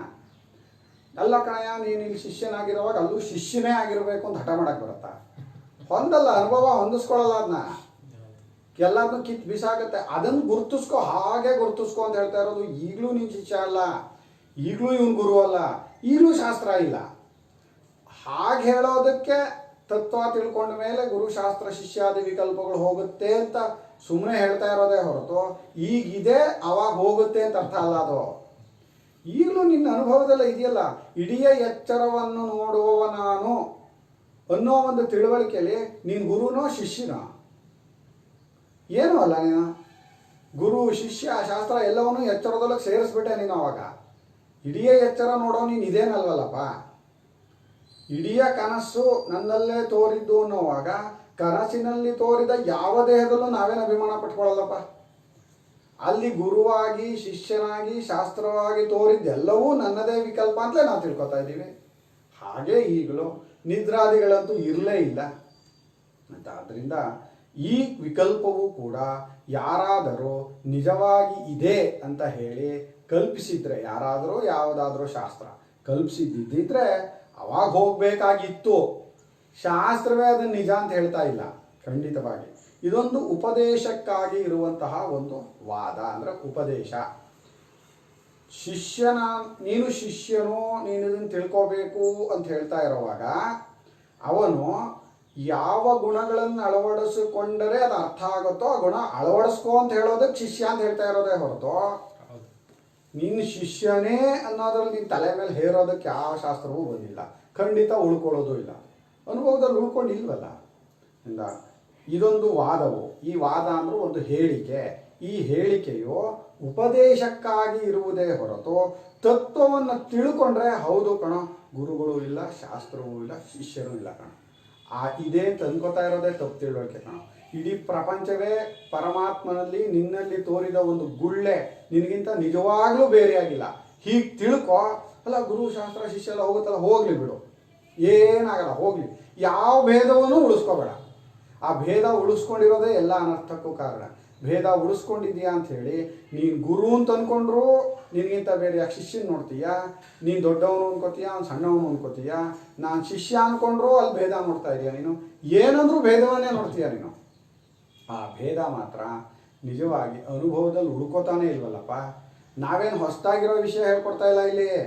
ನಿನ್ನ ಅನುಭವದಲ್ಲೇ ನಿನಗೆ ನಿದ್ರಾದಿಗಳಲ್ಲಿ ಭೇದ ತೋರಲಿಲ್ಲ. ನೀನು ಎಷ್ಟರ ಮಟ್ಟಿಗೆ ನಾನು ಶಿಷ್ಯ ಅಂತ ಇಲ್ಲಿಟ್ಕೊಂಡು ಎಷ್ಟು ಸೇವಾದಿಗಳನ್ನು ಮಾಡಿದ್ರೂ ಕೂಡ ನಿದ್ರಾನುಭವದಲ್ಲಿ ನಿನಗೆ ಶಿಷ್ಯ ಅನ್ನೋ ಬುದ್ಧಿ ಎಲ್ಲಪ್ಪ ಹೋಗಿತ್ತು? ಅದು ನಿಜವಾಗಿದ್ದಿದ್ರೆ ಯಾಕಪ್ಪ ಹೋಗ್ತಿತ್ತು? ನೀನಿದ್ದೇ ಇದೀಯ, ನಾನು ಹೋಗಿದ್ದೆ ಅಂತ ನೀನೇನು ಹೇಳಲ್ಲ. ಆದರೆ ನಿನಗೆ ಶಿಷ್ಯತ್ವ ಆ ಬುದ್ಧಿ ಯಾಕೆ ಹೋಯ್ತು? ಅದು ಒಂದು ಕಲ್ಪಿತವೇ. ಅದು ಗುರು ಅಂತ ಒಬ್ಬ ಇದ್ದಾಗ ನಾನು ಶಿಷ್ಯ ಅಂತಷ್ಟೇ. ಅದೆಲ್ಲ ರಿಲೇಟಿವ್ ಅಷ್ಟೇ. ಅದೆಲ್ಲವೂ ರಿಲೇಟಿವ್ ಅನ್ನೋದೆಲ್ಲ ದ್ವೈತ ಕ್ಷೇತ್ರ. ದ್ವೈತ ಕ್ಷೇತ್ರವೆಲ್ಲವೂ ಪರಮಾತ್ಮನಲ್ಲಿ ಕಲ್ಪಿತವಾಗಿರೋದೇ. ಅದರಿಂದ ಖಂಡಿತವಾಗಿ ಹೌದು, ಸಾರಾ ಸಗಟಾಗಿ ಹೇಳ್ಬೋದು, ಪರಮಾತ್ಮನಿಗಿಂತ ಬೇರೆ ಏನೂ ಇಲ್ಲವೇ ಇಲ್ಲ ಅಂತಾದ್ದರಿಂದ ಗುರು ಶಾಸ್ತ್ರ ಶಿಷ್ಯ ಎಲ್ಲವೂ ಕೂಡ ಪರಮಾತ್ಮನನ್ನೇ ಆ ರೀತಿ ಕಲ್ಪಿಸಿರೋದು. ಅವುಗಳು ಸುಳ್ಳು ಅಂತ ಹೇಳೋದಕ್ಕಿಂತ ಹೆಚ್ಚಾಗಿ ಪರಮಾತ್ಮನಿಗಿಂತ ಅದು ಬೇರೆಯಾಗಿಲ್ಲ. ಶಿಷ್ಯನನ್ನು ತಗೊಂಡೋಗಿ ಪರಮಾತ್ಮ ಸ್ಥಾನಕ್ಕೆ ಕೂರಿಸ್ತಾ ಇದ್ದಾರೆ ಗುರುಗಳು.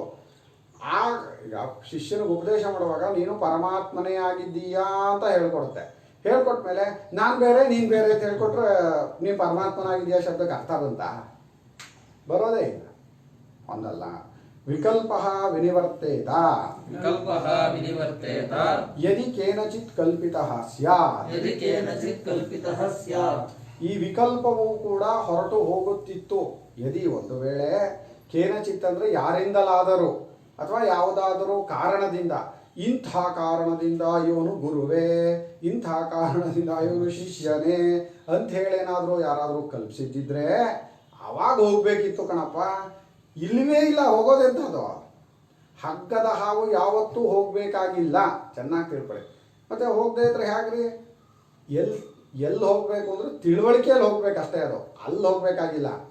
ಈಗ ಇಲ್ಲೂ ಪ್ರಪಂಚ ಎಲ್ಲೂ ಹೋಗಬೇಕಾಗಿಲ್ಲ, ಇಲ್ಲದೇ ಇರೋದು ಎಲ್ಲಿಗೆ ಹೋಗ್ಬೇಕದು? ತಥಾ ಅಯಂ ಪ್ರಪಂಚಃ ತಥಾ ಅಯಂ ಪ್ರಪಂಚಃ ಮಾಯಾರಜ್ಜು ಸರ್ಪವತ್ ಮಾಯಾರಜ್ಜು ಸರ್ಪವತ್ ತಥಾ ಅಯಂ ತಥಾ ಅಯಂ ಶಿಷ್ಯ ಯಥಾ ಹೇಳ್ಬೇಕಿತ್ತು ಮೊದಲಿಂದು, ತಥಾ ಅಂತ ಹೇಳ್ಬಿಡ್ವಿ. ಯಥಾ ಅಯಂ ಪ್ರಪಂಚಃ ಯಥಾ ಅಯಂ ಪ್ರಪಂಚಃ ಮಾಯಾರಜ್ಜು ಸರ್ಪವತ್ ಮಾಯಾರಜ್ಜು ಸರ್ಪವತ್ ತಥಾ ಅಯಂ ತಥಾ ಅಯಂ ಶಿಷ್ಯಾದಿಭೇದ ವಿಕಲ್ಪೋಪಿ ಶಿಷ್ಯಾದಿಭೇದ ವಿಕಲ್ಪೋಪಿ ಪ್ರಾಕ್ ಪ್ರತಿಬೋಧಾದೇವ ಉಪದೇಶ ನಿಮಿತ್ತಃ. ಪ್ರಾಕ್ ಪ್ರತಿಬೋಧಾದೇವ ಉಪದೇಶ ನಿಮಿತ್ತಃ.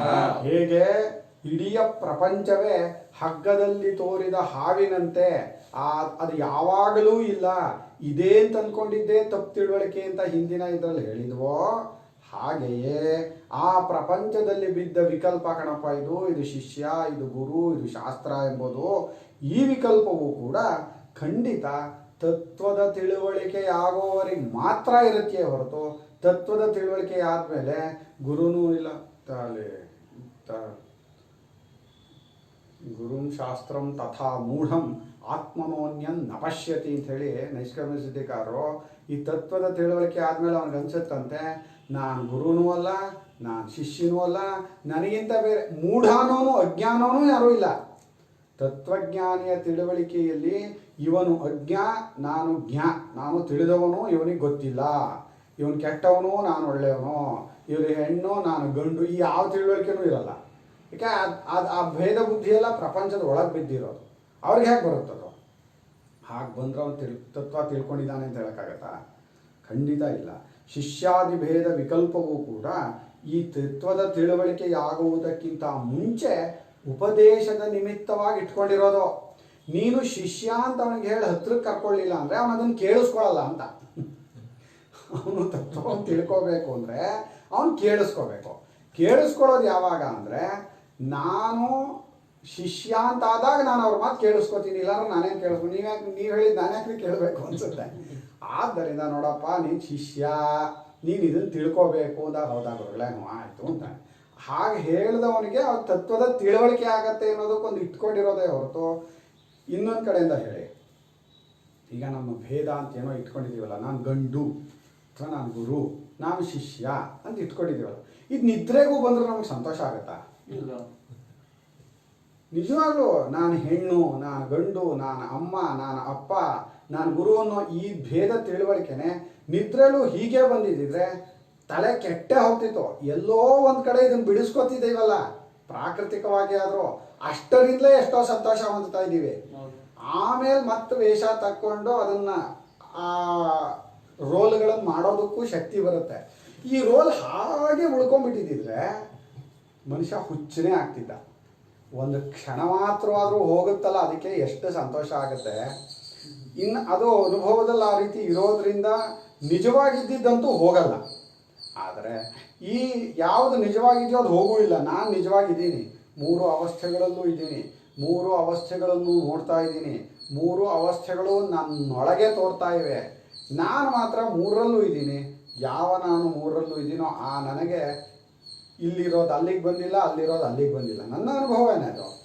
ಆದ್ದರಿಂದ ನಮ್ಮ ಸ್ವರೂಪದಲ್ಲಿ ವಿಕಲ್ಪಗಳನ್ನು ಒಂದಾನೊಂದು ಏನೋ ಹಾಕ್ಕೊಂಡಿರೋಲ್ಲ ಹಾಗೆ ಉಳಿಸ್ಕೊಳ್ಳೋದು ನಮಗೇನು ಇಷ್ಟ ಆಗ್ತಾ ಇಲ್ಲ. ಅದನ್ನು ಗುರುತಿಸ್ಕೊ. ಯಾವ ವಿಕಲ್ಪವು ಖಂಡಿತ ಸತ್ಯ ಅಲ್ಲ. ಅತಃ ಉಪದೇಶಾತ್ ಅಯಂ ವಾದಃ ಶಿಷ್ಯಃ ಶಾಸ್ತಾ ಶಾಸ್ತ್ರಂ ಇತಿ. ಆದ್ದರಿಂದ ಈ ಒಂದು ವಾದ, ಈ ಒಂದು ಮಾತು, ವಾದ ಅಂದ್ರೇನು? ವದತೀತಿ ವಾದಃ, ವದ ವ್ಯಕ್ತಾಯಾಮ್ ವಾಚಿ, ಹೇಳುವಿಕೆ. ನೀನು ಇದು ಶಾಸ್ತ್ರ, ಇದು ಶಿಷ್ಯ, ಇವನು ಗುರು ಅಂತ ಹೇಳ್ತಾ ಇದೆಯಲ್ಲ, ಇದೊಂದು ವಾದವು ಉಪದೇಶಕ್ಕೋಸ್ಕರವಾಗಿ ಇರೋದೇ ಹೊರತು ಶಾಸ್ತ್ರ ಹಾಗೊಂದು ಇದು ಮಾಡ್ಕೊಂಡಿದೆ. ಒಂದು ಉಪದೇಶ ಮಾಡಬೇಕು ಅಂದರೆ ನಾನು ಶಿಷ್ಯ ಅನ್ನೋ ಬುದ್ಧಿ ನಿನಗೆ ಬರಲಿಲ್ಲ ಅಂದರೆ ನಿನ್ನ ಉಪದೇಶ ಕೇಳಲ್ಲ. ಅದಕ್ಕೆ ಪರಮಾತ್ಮ ಭಗವದ್ಗೀತೆಯಲ್ಲಿ ಅರ್ಜುನ ಎಲ್ಲಿಯವರೆಗೆ ಶಿಷ್ಯಸ್ತೇಹಂ ಶಾಧಿಮಾನ್ ತ್ವಾಂ ಪ್ರಪನ್ನಂ ಅಂತ ಹೇಳಲಿಲ್ಲ ಅಲ್ಲಿವರೆಗೂ ಹೇಳಲೇ ಇಲ್ಲ. ಎಷ್ಟು 80-80ನೇ ವರ್ಷ ಅವನಿಗಾಗ ಅರ್ಜುನಿಗೆ ಯುದ್ಧ ಮಾಡುವಾಗ. ಆ ಕಾಲದಲ್ಲಿ 80 ವರ್ಷಕ್ಕಿನ್ನೂ ಮಧ್ಯಮ ವಯಸ್ಕರು ಅಂತ ಇಟ್ಕೊಳ್ಳಿ. ಒಂದು 5-6 ಸಾವಿರ ವರ್ಷದ ಹಿಂದೆ ಆ 80ನೇ ವರ್ಷ ಅಂದರೆ ಅವನು ನಮ್ಮ ಈಗಿನ 40ನೇ ವರ್ಷನೋ 50ನೇ ವರ್ಷನೋ ಇಟ್ಕೊಳ್ಳಿ, ಇನ್ನೂ ಶಕ್ತಿ ಇದ್ದಂಥದ್ದೇ. 40ನೇ ವರ್ಷ ಅಂದರೆ ಮಧ್ಯಮ ವಯಸ್ಕನು. ಆ 80 ವರ್ಷಗಳ ಕಾಲದಲ್ಲಿ ಮೊದಲೇ ಒಂದು 10 ವರ್ಷ ಬಿಟ್ಬಿಡಿ, ಬಾಲ್ಯ ಲೀಲೆಗಳಲ್ಲಿ ಕಳೆದು ಹೋಗಿದೆ, ಬೇಡ 15 ವರ್ಷನೇ ಬಿಟ್ಕೊಳ್ಳಿ. ಮಧ್ಯದಲ್ಲಿ 50 ವರ್ಷಗಳ ಕಾಲ ಜೊತೆಯಲ್ಲಿದ್ರು ಯಾಕೆ ಹೇಳಲಿಲ್ಲ? ಕೇಳಿಸ್ಕೊಳ್ಳಲ್ಲ ಹೇಳಿದ್ರು. ಯಾವಾಗಲೂ ವಿಹಾರಕ್ಕೆ ಹೋಗಿದ್ದಾಗ ಆ ಖಾಂಡವನ ದಹನ ಮಾಡಿದ್ರಲ್ಲ, ಆಗ ಏನಾದರೂ ಅರ್ಜುನ ಬಾರೋ ನಾನು ಈ ತತ್ವೋಪದೇಶ ಮಾಡ್ತೀನಿ ಅಂದರೆ ಕೃಷ್ಣ ಅವಾಗ ಸಖ ಅಂದ್ಕೊಂಡಿದ್ದ, ಸ್ನೇಹಿತ ಅಂದ್ಕೊಂಡಿದ್ದ, ನಮ್ಮ ಅತ್ತೆ ಮಗ ಅಂದ್ಕೊಂಡಿದ್ದ. ಕೇಳ್ತಿದ್ನಾ ಮಾತು? ಸುಮ್ಮನಿರು ಕೃಷ್ಣ, ಏನೇನೋ ಹೇಳಬೇಡ, ಒಳ್ಳೆ ಸಂದರ್ಭದಲ್ಲಿ ಯಾಕೆ ಈಗೆಲ್ಲ ಯಾಕೆ ಮಾತು ಅವೆಲ್ಲ ಅಂತಿದ್ದ. ಅವನು ರಾಜಸೂಯ ಯಜ್ಞ ಮಾಡಿ ಇಡೀ ಪ್ರಪಂಚವನ್ನೇ ಗೆದ್ದಿದ್ರಲ್ಲಪ್ಪ, ಅವಾಗ ಮಾತು ಕೇಳ್ತಿದ್ರ? ಯಾವಾಗ ಅವಶ್ಯಕತೆ ಬಂತೋ ಅವಾಗ ಹೇಳಬೇಕು. ಆಗಲೂ ನಾನು ಶಿಷ್ಯ ಅನ್ನೋ ಬುದ್ಧಿ ಬರಲಿಲ್ಲ ಅಂದ್ರೆ ನಿಂಗೆ ಅರ್ಥ ಆಗಲ್ಲ. ಅದು ಆ ಶಿಷ್ಯತ್ವ ಗುಣದಿಂದ ಕೂಡಿಕೊಂಡಾಗ, ಶಿಷ್ಯತ್ವ ಗುಣಗಳೇನು? ವಿನಯ, ಆ ಮನಸ್ಸಿನಲ್ಲಿ ಆ ಅಹಂ ಕಳೆದುಕೊಂಡು ಇವರು ನನಗಿಂತ ದೊಡ್ಡವರು, ಇವರು ಹೇಳ್ತಾ ಇರೋದ್ರಿಂದ ನನ್ನ ಉದ್ಧಾರ ಆಗತ್ತೆ, ಇದರಿಂದ ನನ್ನ ಜನ್ಮ ಸಾರ್ಥಕ್ಯ ಆಗತ್ತೆ ಅನ್ನೋ ಒಂದು ಬುದ್ಧಿ ಬರಬೇಕಲ್ವೇನಪ್ಪ ಅಲ್ಲಿ. ಆ ಒಂದು ವೃತ್ತಿ ಹೇಳಲಿಲ್ಲ ಅಂದರೆ ಬೇರೆ ಉಪದೇಶದ ವೃತ್ತಿಗಳನ್ನು ಸೆಳ್ಕೊಳ್ಳಲ್ಲ, ಅದು ಹತ್ರಕ್ಕೆ ಸೇರಿಸ್ಕೊಳ್ಳಲ್ಲ. ಅದು ಆ ರೀತಿಯಾಗಿ ಶಿಷ್ಯ ಗುಣಗಳಿಂದ ಸಂಪಾದನೆ ಮಾಡಿಕೊಂಡವನಿಗೆ ಮಾತ್ರ ಇದು ಅರ್ಥ ಆಗತ್ತೆ ಅಂತ. ಆದ್ದರಿಂದ ಶಾಸ್ತ್ರ ನೋಡಪ್ಪ, ಇಂಥವನು ಇದಕ್ಕೆ ಅಧಿಕಾರಿ, ನೀನು ಈ ಜನ್ಮ ಮರಣಗಳ ಸಂಬಂಧದಿಂದ ಬಿಡಿಸ್ಕೋಬೇಕು ಅಂದ್ಕೊಂಡಿದೀಯಾ? ಹೌದು ಅಂದ್ಕೊಂಡಿದ್ದಿ. ಹಾಗಿದ್ರೆ ಇಂಥ ಗುರುಗಳ ಹತ್ರ ಹೋಗು, ಶಿಷ್ಯ ಗುಣಗಳನ್ನು ಸಂಪಾದನೆ ಮಾಡ್ಕೋ ಅಂತ ಹೇಳುತ್ತೆ. ಆವಾಗ ನೀನು ಶಿಷ್ಯ ಅಂತ ಹೇಳಿ ಅಧ್ಯಾರೋಪ ಮಾಡಿದ್ದೆ ಹೊರತು ಶಾಸ್ತ್ರವೂ ಕೂಡ ನೀನು ಶಿಷ್ಯನೇ ಆಗಿರು ಯಾವಾಗಲೂ ಅಂತ ಯಾವ ಗುರುನೂ ಒಪ್ಕೊಳ್ಳಲ್ಲ. ಅದನ್ನ ಇಂಥವನೊಬ್ಬನು ನನ್ನ ಹತ್ರ ಯಾವಾಗಲೂ ಶಿಷ್ಯನಾಗಿರ್ಬೇಕು, ಮೊದಲು ಹೋಗು ಅಂತ ಕಳಿಸ್ತಾರೆ. ಹೋಗು ಹೊರಗಡೆ ಹೋಗು, ನಿನ್ನ ಜೀವನ ನೀನು ನೋಡ್ಕೊ ಅಂತಾರೆ. ಆವಾಗ ಶಿಷ್ಯ ಗುಣ ಇತ್ತಾ? ಗುರು ಹತ್ರ ಇದ್ದ, ಶಿಷ್ಯನಾಗಿದ್ದ. ಲೌಕಿಕವಾಗೇ ಕಳಿಸಿದ ತಕ್ಷಣ ಶಿಷ್ಯ ಗುಣ ಹೋಯ್ತು ಅಂದರೆ ಅವನು ಶಿಷ್ಯನಾಗಲಿಲ್ಲ. ಅವನು ಇನ್ಯಾರಿಗೋ ಮತ್ತೆ ಹೇಳ್ಕೊಡುವಾಗ ಅವನೇ ಗುರುವಾದ. ಈಗ ಅವನು ಗುರುವೋ ಶಿಷ್ಯನೋ? ಎರಡೂ ಅಲ್ಲ. ಶಿಷ್ಯನಾಗಿದ್ದಾಗ ಗುರುವಾಗಿರಲಿಲ್ಲ, ಗುರುವಾದಾಗ ಶಿಷ್ಯನಾಗಿಲ್ಲ ಅಂದರೆ ಎರಡೂ ಅಲ್ಲ ಅವನು. ಆದರೆ ಈ ಲೌಕಿಕವಾಗಿ ಅದನ್ನು ಹಾಗೆ ಹೇಳಕ್ಕೆ ಬರಲ್ಲ. ಅದು ತತ್ವ ಉಪದೇಶಕ್ಕೋಸ್ಕರ ಶಾಸ್ತ್ರ ಒಂದು ರೀತಿಯನ್ನು ಕಲ್ಪಿಸ್ಕೊಂಡಿದೆ. ಯಾಕೆಂದ್ರೆ ಅರ್ಥ ಮಾಡಿಸೋದಕ್ಕಾಗಿ ತತ್ವವನ್ನು. ಉಪದೇಶಕಾರಿಯೇತು ಜ್ಞಾನೇ ನಿರ್ವೃತ್ತೆ, ಉಪದೇಶಕಾರೇತು ಜ್ಞಾನೇ ನಿರ್ವೃತ್ತೆ, ಜ್ಞಾತೆ ಪರಮಾರ್ಥ ತತ್ವೇ, ಜ್ಞಾತೆ ಪರಮಾರ್ಥ ತತ್ವೇ, ದ್ವೈತಂ ನ ವಿದ್ಯತೆ, ದ್ವೈತಂ ನ ವಿದ್ಯತೆ. ಯಾವಾಗ ಉಪದೇಶದ ಕಾರ್ಯ, ಉಪದೇಶದ ಫಲ ಆಯಿತೋ, ಈ ಉಪದೇಶದಿಂದ ಒಂದು ಫಲ ಆಗಬೇಕು, ಒಂದು ಕಾರ್ಯ ಆಗಬೇಕು. ಏನಾಗಬೇಕು ಅಂದರೆ ಜ್ಞಾನ ಅನ್ನೋದು ಉಂಟಾಗಬೇಕು.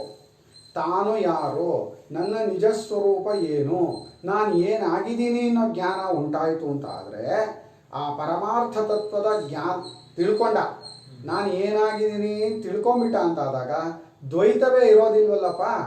ಆಗ ನೀನು ಯಾರಿಗೆ ಶಿಷ್ಯ, ನೀನು ಯಾರಿಗೆ ಗುರು? ಅದಕ್ಕೆ ಯಾರೋ ಒಬ್ಬರು ಮಹಾತ್ಮರು, ಅದು ಪ್ರಸಿದ್ಧವಾದದ್ದೇ, ಯಾರು ಅಂತ ಗೊತ್ತಾಗ್ತಾ ಇಲ್ಲ, ನೀವು ಹೇಳಿದ್ಮೇಲೆ ಗೊತ್ತಾಗ್ಬೋದೇನೋ. ಒಬ್ಬ ಶಿಷ್ಯ ಗುರುಗಳ ಹತ್ರ ಹೋಗ್ತಾನೆ ಈ ತತ್ವವನ್ನು ತಿಳ್ಕೊಳ್ಳೋಕ್ಕೆ. ಆ ಗುರುಗಳು ಹಾಸ್ಯಕ್ಕಾಗಿ, ನೋಡಪ್ಪ ಮೊದಲೇ ಗುರುದಕ್ಷಿಣೆ ಕೊಟ್ಬಿಡು, ಆಮೇಲೆ ನಾನು ಶಿಷ್ಯನೂ ಅಲ್ಲ, ಇವ್ರು ಗುರುಗಳು ಅಲ್ಲ ಅಂತ ತಿಳ್ಕೊತೀಯ, ಆವಾಗ ನೀನು ಗುರುದಕ್ಷಿಣೆ ಕೊಡಲ್ಲ. ಅದರಿಂದ ಈಗಲೇ ಮೊದಲೇ ಗುರುದಕ್ಷಿಣೆ ಕೊಟ್ಬಿಡಪ್ಪ ಅಂತ ಹಾಸ್ಯಕ್ಕಾಗಿ. ಅದೇ ಕೇಳಿದ್ದೀರಲ್ವ? ಹಾಂ. ಅಂದರೆ ಅದರಲ್ಲಿ ಉದ್ದೇಶ ಏನು ಅಂದರೆ, ಈ ಉಪದೇಶವಾಯಿತು ಅಂದರೆ ಅದು ಇವತ್ತಲ್ಲ, ನಾಳೆ ಅಲ್ಲ, ನಾಡಿದ್ದಲ್ಲ, ಮುಂದಿನ ಜನ್ಮಕ್ಕಲ್ಲ, ಖಂಡಿತ ಕೆಲಸ ಮಾಡೇ ಮಾಡುತ್ತದು.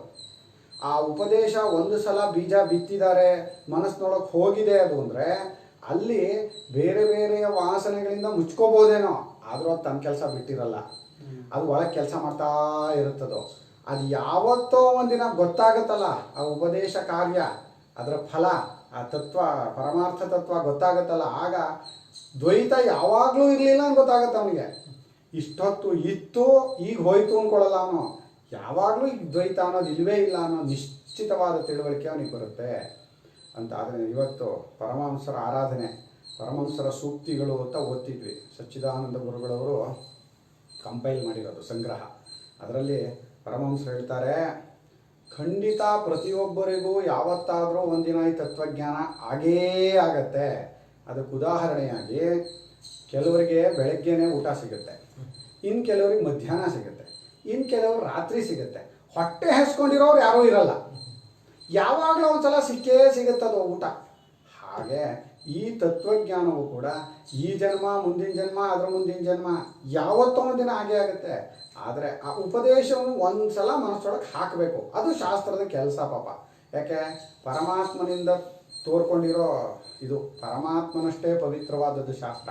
ಯಾವುದಾದ್ರೂ ಒಂದು ರೂಪದಲ್ಲಿ ಒಳಗೆ ಹಾಕ್ಬಿಡ್ಬೇಕದು, ಅಲ್ಲಿಗೆ ಅದ್ರ ಕೆಲಸ ಆಯಿತು. ಶಾಸ್ತ್ರಕ್ಕಿಂತ ನಾನು ಉಳ್ಕೋಬೇಕು ಅಂತೇನಿಲ್ಲ ಶಾಸ್ತ್ರಕ್ಕೆ. ಅದು ಒಂದು ಸಲ ಒಳಗೆ ಹೋಯಿತು ಅಂದರೆ ಯಾವತ್ತೋ ಒಂದಿನ ಅದು ಕೆಲಸ ಶುರು ಮಾಡಿಬಿಡುತ್ತೆ. ಆಗ ಆ ಉಪದೇಶ ಕಾರ್ಯವಾದ ಜ್ಞಾನ, ಆ ಪರಮಾರ್ಥ ತತ್ವವೇ ನಾನಾಗಿದ್ದೀನಿ ಅನ್ನೋ ತಿಳುವಳಿಕೆ ಬಂದಾಗ ಖಂಡಿತ ಬಿಡುಗಡೆ ಹೊಂದ್ತಾನೆ. ಇನ್ನೂ ದ್ವೈತದ ತಿಳುವಳಿಕೆ ಇರೋದೇ ಇಲ್ಲ. ಇನ್ನೊಬ್ರು ಹಾಕಿದ್ದಾರೆ, ಜನಕ ಶುಕಮುನಿಗಳಿಗೆ ಹೇಳಿದ್ರು ಮೊದಲೇ ಗುರುದಕ್ಷಿಣೆ ಕೊಡುವಂತ ಅಂತ, ಈಶ್ವರ ಅಂತ. ಜನಕ ಶುಕಮುನಿಗಳಿಗೆ ಹೇಳಿರ್ಬೋದು. ಅಲ್ಲಿ ಶುಕಮುಹಾಮುನಿಗಳನ್ನು ಪರೀಕ್ಷೆ ಮಾಡ್ತಾರೆ ಜನಕ ಮಹಾರಾಜರು. ಅಲ್ಲಿ ವ್ಯಾಸರು ಶುಕಮಹಾಮುನಿಗಳನ್ನು ಜನಕನ ಹತ್ರ ಕಳಿಸ್ತಾರೆ. ಆಗ ಜನಕರು ಶುಕಮಹಾಮುನಿಗಳನ್ನು ಪರೀಕ್ಷೆ ಮಾಡೋದು ಅಂತಲೂ ಒಂದು ಕಥೆ ಇದೆ. ಇನ್ನೊಂದು ಶುಕಮಹಾಮುನಿಗಳು ಶಿಷ್ಯರಾಗೇ ಹೋದರು ಅಂತಲೂ ಇನ್ನೊಂದು. ಆ ದೃಷ್ಟಿಯಲ್ಲಿ ಆಗಲಿ ಅದೇ ಇರಬಹುದು. ಆ ಉದ್ದೇಶ ಏನು ಅಂದರೆ ಅವನಿಗೆ ಗುರುದಕ್ಷಿಣೆ ಬೇಕು ಅನ್ನೋದ್ರಲ್ಲೆಲ್ಲ ಉದ್ದೇಶ. ಈ ತತ್ವೋಪದೇಶವಾಯಿತು ಅಂದರೆ ನಿನಗಿನ್ನು ಯಾವ ಭೇದವೂ ಉಳ್ಕೊಂಡಿರಲ್ಲ. ನಾನು ಏನಾಗಿದ್ದೀನಿ ಗೊತ್ತಾಗೇ ಆಗುತ್ತದು, ಯಾವತ್ತೂ ಗೊತ್ತಾಗುತ್ತದು, ಇವತ್ತು ಅವತ್ತು ಅಂತಲ್ಲ. ಅದು ಕೆಲಸ ಮಾಡೇ ಮಾಡುತ್ತೆ. ಅದರಿಂದ ನಮಗೊಂದು ಧೈರ್ಯವೂ ಹೌದಿದು. ಇವತ್ತು ಕೇಳಿಸ್ಕೊಂಡಿದ್ದೀವಲ್ಲ, ಏನ್ರಿ ಆಗ್ತಾನೆ ಇಲ್ವಲ್ಲ, ಏನೂ ಪ್ರಯೋಜನ ಆಗ್ತಾ ಇಲ್ವಲ್ಲ, ಏನೂ ಅಂದ್ಕೋಬೇಡಿ, ಅದು ಕೆಲಸ ಮಾಡೇ ಮಾಡುತ್ತದು. ಒಂದು ಸಲ ಒಂದು ಮಾತ್ರೆ ಹಾಕಿದರೆ ಅದು ನಿಧಾನ ಕೆಲಸ ಮಾಡಬಹುದು, ಮಾಡಲ್ಲ ಅಂತೇನಿಲ್ಲ, ಎಷ್ಟೋ ಮಾಡಿರುತ್ತೆ. ಹಾಗೆ ಈ ತತ್ವದು ಯಾಕೆ ಬೇಗ ಮಾಡ್ಕೊಳ್ಳಿ ಅಂತ ಹೇಳ್ತೀವಿ ಅನ್ನೋದು ಅಂದರೆ, ಮತ್ತೆ ಜನ್ಮ ಮರಣಗಳ ಚಕ್ರಕ್ಕೆ ಸಿಗಾಕೋಬೇಡಿ. ಮುಂದಿನ ಯಾವ ಈಗ ಇನ್ನೊಂದು ಜನ್ಮ ಬರಬೇಕು ಅಂದರೆ ಯಾವ ಕರ್ಮಶೇಷ ಉಳ್ಕೊಂಡಿದೆಯೋ, ಯಾವ್ಯಾವ ಜನ್ಮ ಬರುತ್ತೋ, ಮತ್ತೆ ತಿಳುವಳಿಕೆ ಪ್ರಧಾನವಾದ ಜನ್ಮ ಬರಬೇಕು ಅಂದರೆ, ಈಗ ಮನುಷ್ಯನಿಂದ ಕೆಳಗಿರೋದೆಲ್ಲ ದೇಹ ಪ್ರಧಾನವಾದ ಜನ್ಮ ಅಂದರೆ ಅಲ್ಲಿ ನಿನಗೆ ತಿಳುವಳಿಕೆ ಇಲ್ಲವೇ ಇಲ್ಲ ಅನ್ಬೋದು. ಈ ವಿಚಾರದ ತಿಳುವಳಿಕೆ ಅಂತೂ ಇರೋದೇ ಇಲ್ಲ. ಅಲ್ಲಿ ದೇಹವನ್ನು ಸವಿಸೋದು, ಕರ್ಮಗಳನ್ನು ಏನು ಫಲಗಳನ್ನು ಅನುಭವಿಸೋದು ಅನ್ನೋದಿದೆ, ಕರ್ಮ ಫಲಗಳನ್ನು, ಅದರಿಂದ ದೇಹಗಳನ್ನು ಸವಿಸಿ ಮಾಡೋದು. ಈಗ ನೋಡಿ, ಮರ ಇದೆ, ಈ ಮರ, ಆ ಜೀವ ಮರ ಬಿಟ್ಟಾಯಿತು, ದೇಹವನ್ನು ಬಿಟ್ಟಾಯಿತು, ಆದರೂ ಇನ್ನೂ ಅದಿದ್ದೇ ಇದೆ. ಆದರೆ ತಿಳುವಳಿಕೆ ಹೆಚ್ಚಾದಂತಹ ಜನ್ಮಗಳಲ್ಲಿ ದೇಹ ತುಂಬ ದಿನ ಉಳಿಯಲ್ಲ. ತಿಳುವಳಿಕೆ ಕಡಿಮೆ ಆಗಿರುವಂಥ ಬುದ್ಧಿ ಕಡಿಮೆ, ಶರೀರದ ಇದೆ ಜಾಸ್ತಿ. ಇನ್ನು ಕಲ್ಲು ಗಿಲ್ಲು ಎಲ್ಲ ಸಾವಿರಾರು ವರ್ಷ, ಲಕ್ಷಾಂತರ ವರ್ಷ ಬದುಕುತ್ತವೆ. ಅದು ಮನುಷ್ಯನ ಶರೀರ ಅಂತೂ ಯಾವಾಗ ಜೀವ ಬಿಟ್ಟ ಆಮೇಲೆ ಒಂದು 5-6 ಗಂಟೆಯಲ್ಲಿ ಅದನ್ನು ಸುಟ್ಟು ಹಾಕ್ಬಿಡ್ಬೇಕು, ಇಲ್ಲ ಮಣ್ಣಿಗೆ ಹಾಕಬೇಕು. ಅದು ಉಳಿಯಲ್ಲ. ನೀ ಹಾಗೇ ಬಿಟ್ಟರು ಕೊಳ್ತು ಹೊಟ್ಟೆ ಹೋಗುತ್ತದು. ಇನ್ನು ಇದಕ್ಕಿಂತ ಮೇಲಿಂದು ಪಿತೃದೇವತೆಗಳು ಒಮ್ಮೆಯ ಶರೀರ ಬಿಡ್ತಾ ಇದ್ದೀವಿ ಅನ್ನೋ ತಿಳುವಳಿಕೆ ಬಂದ ತಕ್ಷಣ ಕರಗೆ ಹೋಗಾಗಿರುತ್ತದು. ದೇವತೆಗಳು ಬಿಡಬೇಕು ಅನ್ನೋ ಸಂಕಲ್ಪ ಬರೋಷ್ಟೊತ್ತಿಗೆ ತೇಜೋಮಯ ತತ್ವದಲ್ಲಿ ಸೇರೋಗಿರುತ್ತೆ. ಇನ್ನು ಬ್ರಹ್ಮಲೋಕದವರ ಶರೀರ ಅಂದರೆ ಅದೊಂದು ಪ್ರತ್ಯಯ, ಶರೀರ ಇದೆ ಅಂತ. ಶರೀರ ಇಲ್ಲ ಅಂತ ಇನ್ನೊಂದು ಪ್ರತ್ಯಯ ಅಷ್ಟೇ, ಪ್ರತ್ಯಯದಲ್ಲೇ ಮುಗಿದೋಗುತ್ತದು. ಅವರಿಗಷ್ಟೇ ಶರೀರ. ಯಾಕೆ? ತಿಳುವಳಿಕೆ ಪ್ರಧಾನ. ಅದು ಬುದ್ಧಿ ಪ್ರಧಾನವಾದ ಜೀವ ಇರುವಾಗ ಜೀವನಿಗೆ ಬುದ್ಧಿ ಪ್ರಧಾನವಾದಂಥ ಶರೀರ ಬಂದಾಗ ತಿಳ್ಕೊಳಕ್ಕಾಗತ್ತೆ ಇದನ್ನು, ಇಲ್ಲಾಂದ್ರೆ ತಿಳ್ಕೊಳಕ್ಕಾಗತ್ತಾ? ಆ ಉದ್ದೇಶದಿಂದ ಈಗಲೇ ತಿಳ್ಕೊಂಬಿಡಿ, ಏನೋ ಒಂದು ಶರೀರ ಕೊಟ್ಟಿದ್ದಾನೆ ಪರಮಾತ್ಮ, ಭಗವಂತನ ಅನುಗ್ರಹ, ಅದು ವಿಚಾರ ಕೇಳೋಕ್ಕೂ ಸಿಕ್ಕಿದೆ, ಈಗ ಆದಷ್ಟು ಪ್ರಯತ್ನ ಹಾಕ್ಬಿಡಿ ಅನ್ನೋ ಉದ್ದೇಶದಲ್ಲಿ. ಆದರೆ ನಾವು ಎಷ್ಟು ಹಾಕಿದ್ರೂ ಆ ಜ್ಞಾನ ಆಗಬೇಕು ಅನ್ನೋದು ಭಗವಂತನ ಅನುಗ್ರಹ ಅಂತ ಹೇಳಬಹುದು. ಯಾವ ವಿಚಾರದಾದರೂ ಜ್ಞಾನವನ್ನು ಅದಾಗೆ ಹೃದಯದಲ್ಲಿ ತೋರ್ಕೋಬೇಕೇ ಹೊರತು ನಾವು ಮಾಡ್ಕೊಳಕ್ಕಾಗಲ್ಲ ಜ್ಞಾನವನ್ನು. ಇಂದ ಜ್ಞಾನವನ್ನು ಮಾಡಿಕೊಳ್ಳಿರಿ ಅಂತ ಹೇಳ್ತಾ ಇರೋದು ಇದ್ರ ಕಡೆ ಗಮನ ಕೊಡಿ ಅನ್ನೋ ಒಂದೇ ಉದ್ದೇಶದಲ್ಲೇ ಹೊರತು ಜ್ಞಾನ ಯಾವ ವಿಷಯದ ಜ್ಞಾನವನ್ನು ನಾವು ಮಾಡ್ಕೊಳಕ್ಕಾಗಲ್ಲ. ಅದು ಆಗಬೇಕದು.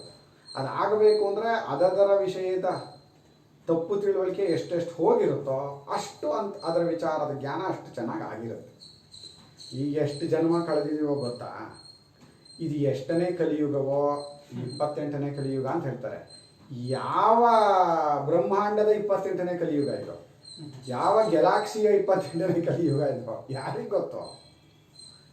ಎಷ್ಟು ಕೋಟಿ ಕೋಟಿ ಬ್ರಹ್ಮಾಂಡಗಳಿದೆಯೋ, ಅದರೊಳಗೆ ಎಷ್ಟು ಗ್ಯಾಲಾಕ್ಸಿಗಳಿದೆಯೋ, ಅದರಲ್ಲಿ ಒಂದಿರೋ ನಾವಿರೋಂಥ ಒಂದು ಅಂಡಾಂಡ ಅಂತ, ಗ್ಯಾಲಾಕ್ಸಿ ಅಂತ ಇವತ್ತು ಹೇಳ್ತೀವಿ, ಅದು ಅಂಡಾಂಡ ಅಂತ ಹೇಳ್ತಿದ್ರು ಅವತ್ತು. ಪಿಂಡಾಂಡ, ಅಂಡಾಂಡ, ಬ್ರಹ್ಮಾಂಡ ಅಂತ. ಆ ಬ್ರಹ್ಮಾಂಡಗಳು ಅಂದರೆ ಯೂನಿವರ್ಸ್ ಅಂತ ಹೇಳ್ತಿದ್ರು. ಈಗ ಬ್ರಹ್ಮಾಂಡಗಳು ಆಯ್ತಲ್ಲ, ಬಹುವಚನ ಬಂತು. ಇವತ್ತು ಈ ವಿಜ್ಞಾನಿಗಳು ಹೇಳ್ತಾ ಇದ್ದಾರೆ, ನಮ್ಮವ್ರು ಯಾವತ್ತೋ ಹೇಳ್ಬಿಟ್ಟಿದ್ದಾರೆ ಅನೇಕ ಕೋಟಿ ಬ್ರಹ್ಮಾಂಡ ನಾಯಕ ಅಂತ. ಇವತ್ತು ಅವರು ಅದಕ್ಕೆ ಮಲ್ಟಿವರ್ಸ್ ಅಂತ ಶುರು ಮಾಡಿದ್ದಾರೆ. ಹೀಗೆ ಯಾವ ಬ್ರಹ್ಮಾಂಡದ ಯಾವ ಕಲಿಯುಗ, ಯಾವ ಜನ್ಮ, ಹೀಗೆ ಪ್ರಳಯದ ಹಿಂದೆ ಎಷ್ಟು ಪ್ರಳಯ ಆಗೋಗಿದೆಯೋ ಅದರಲ್ಲಿ ಯಾವ್ಯಾವಾಗ ಎಲ್ಲಿ ಯಾವ್ಯಾವ ರೂಪ ತೊಗೊಂಡಿದ್ವೋ ಗೊತ್ತೇನೋ? ಏನೋ ಬಂದಿದೆ, ಈಗ ವಿಚಾರ ಕೇಳ್ತಾ ಇದ್ವಿ. ಇದಂತೂ ವೇಸ್ಟ್ ಆಗಲ್ಲ, ಖಂಡಿತ ಕೆಲಸ ಮಾಡೇ ಮಾಡುತ್ತೆ. ಸೋಯಮಾತ್ಮಾಧ್ಯಕ್ಷರಂ ಓಂಕಾರೋಧಿಮಾತ್ರಂ ಪಾದಾಮಾತ್ರ ಮಾತ್ರಾಶ್ಚ ಪಾದಾಃ ಅಕಾರ ಉಕಾರೋ ಮಕಾರ ಇತಿ ಸಹ ಆತ್ಮಾ ಅಧ್ಯಕ್ಷರಂ ಓಂಕಾರಃ ಅಧಿಮಾತ್ರಂ ಕೇಳ್ಬೋಗಾಡ್ಕೋ. ಮಾತ್ರಾಃ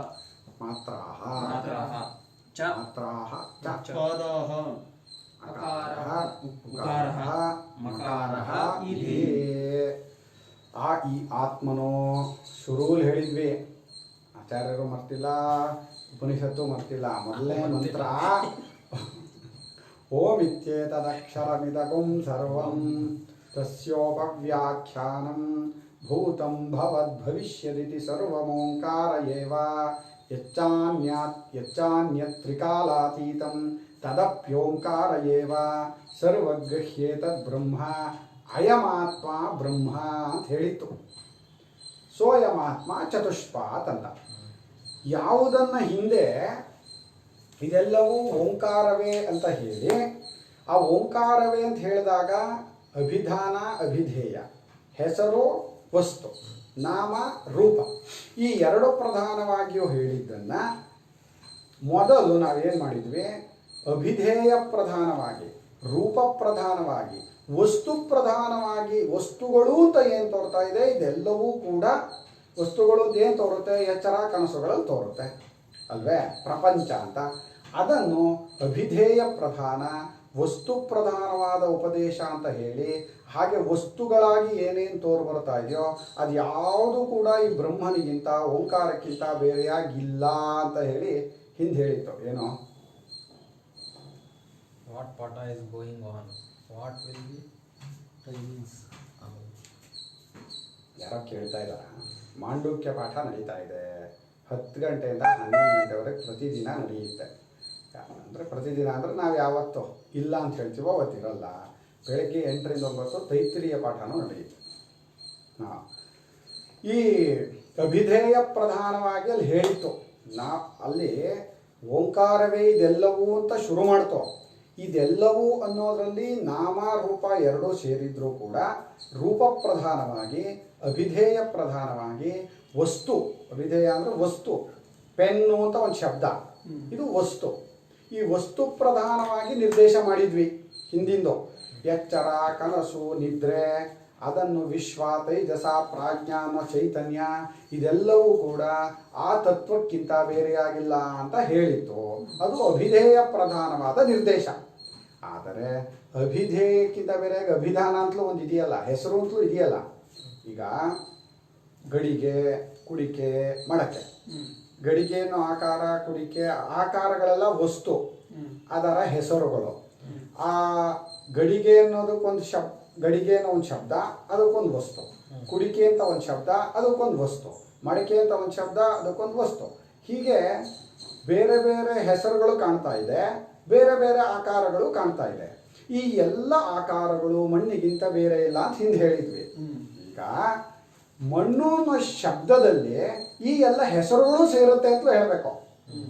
ಯಾವಾಗ ಆಕಾರವೆಲ್ಲವೂ ಆ ಮೂಲ ತತ್ವಕ್ಕಿಂತ ವಸ್ತುವಿಗಿಂತ ಬೇರೆಯಾಗಿಲ್ಲ ಅಂತ ಹೇಳಿದ್ವೋ, ಅದರ ಹೆಸರುಗಳೆಲ್ಲವೂ ಕೂಡ ಮೂಲ ಹೆಸರಿಗಿಂತ ಬೇರೆಯಾಗಿಲ್ಲ. ನೀನು ಮಣ್ಣು ಹೆಸರಿಗಿಂತ ಬೇರೆಯಾಗಿ ಗಡಿಗೆ, ಕುಡಿಕೆ, ಮಡಿಕೆನೋ ಯಾವ ಹೆಸರು ಏನು ಉಳ್ಕೊಳ್ಳಿಲ್ಲ. ಯಾಕೆ ಆಕಾರವೇ ಉಳ್ಕೊಂಡಿಲ್ವಲ್ಲ. ಆಕಾರ ಇದ್ದಾಗ ಮಾತ್ರ ಅದಕ್ಕೊಂದು ಹೆಸರು. ಆ ಆಕಾರವೆಲ್ಲವೂ ತೋರೋವಾಗಲೇ ಮಣ್ಣು ಅನ್ನೋದಕ್ಕಿಂತ ಬೇರೆಯಾಗಿಲ್ಲ. ಹಾಗೆ ಹೆಸರುಗಳು ಕೂಡ ತೋರೋವಾಗಲೇ ಆ ಮೂಲ ಹೆಸರಿಗಿಂತ ಬೇರೆಯಾಗಿಲ್ಲ ಅಂತ ಅಭಿಧಾನ ಪ್ರಧಾನವಾಗಿ ನಿರ್ದೇಶ ಮಾಡಬೇಕು. ಈಗ ಯಾವುದನ್ನೇ ನಾವು ಅಭಿಧೇಯ ಪ್ರಧಾನವಾಗಿ ನಿರ್ದೇಶ ಮಾಡಿದ್ವೋ ತತ್ವವನ್ನು ಅರ್ಥ ಮಾಡ್ಕೊಳ್ಳೋಕ್ಕೆ, ಅದನ್ನೇ ಈಗ ಅಭಿಧಾನ ಪ್ರಧಾನವಾಗಿ ತತ್ವವನ್ನು ಇದ್ದದ್ದನ್ನು ಇದ್ದಂತೆ ನಿಶ್ಚಯ ಮಾಡ್ಕೊಳ್ಳೋದಕ್ಕೆ ಹೇಳ್ತೀವಿ. ಇದನ್ನು ಕೆಲವರು ಏನು ಮಾಡಿದ್ದಾರೆ, ಇದು ಮುಂದಿನದು ಉಪಾಸನೆ ಅಂತ ಹೇಳ್ಬಿಟ್ಟಿದ್ದಾರೆ. ಹಿಂದಿನದು ತತ್ವವನ್ನು ಅರ್ಥ ಮಾಡ್ಕೊಳ್ಳೋಕ್ಕೆ ಹೇಳಿದ್ದು ಅದು ವಸ್ತುತಂತ್ರಜ್ಞಾನ. ಆದರೆ ಈಗ ಹೇಳ್ತಾ ಇರೋದು ಕರ್ತೃತಂತ್ರಜ್ಞಾನವಾದ ಉಪಾಸನೆ ಅಂತ ಹೇಳ್ತಾ ಇದ್ದಾರೆ. ಉಪಾಸನೆ ಅಲ್ಲ. ಅದೇ ಅಲ್ಲಿ ಹೇಗೆ ತಿಳ್ಕೊಳ್ಳೋಕ್ಕೆ ಹೇಳಿದ್ದು, ಇಲ್ಲೂ ಅದನ್ನು ತಿಳುವಳಿಕೆಗೆ ಹೇಳ್ತಾ ಇರೋದು. ನೋಡಿ, ಸ್ವಾಮಿಗಳಿಗೆ ಟಿಪ್ಪಣಿ ಬರೆದಿದ್ದಾರೆ.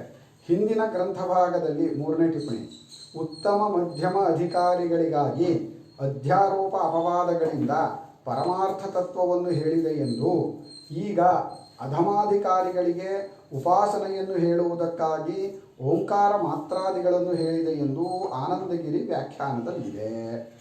ಇದು ಚೆನ್ನಾಗಿದೆ ಅನಿಸುತ್ತೆ, ಆದರೆ ಇಲ್ಲಿ ಹೇಳ್ತಾ ಇಲ್ಲ ಅದನ್ನಷ್ಟೇ.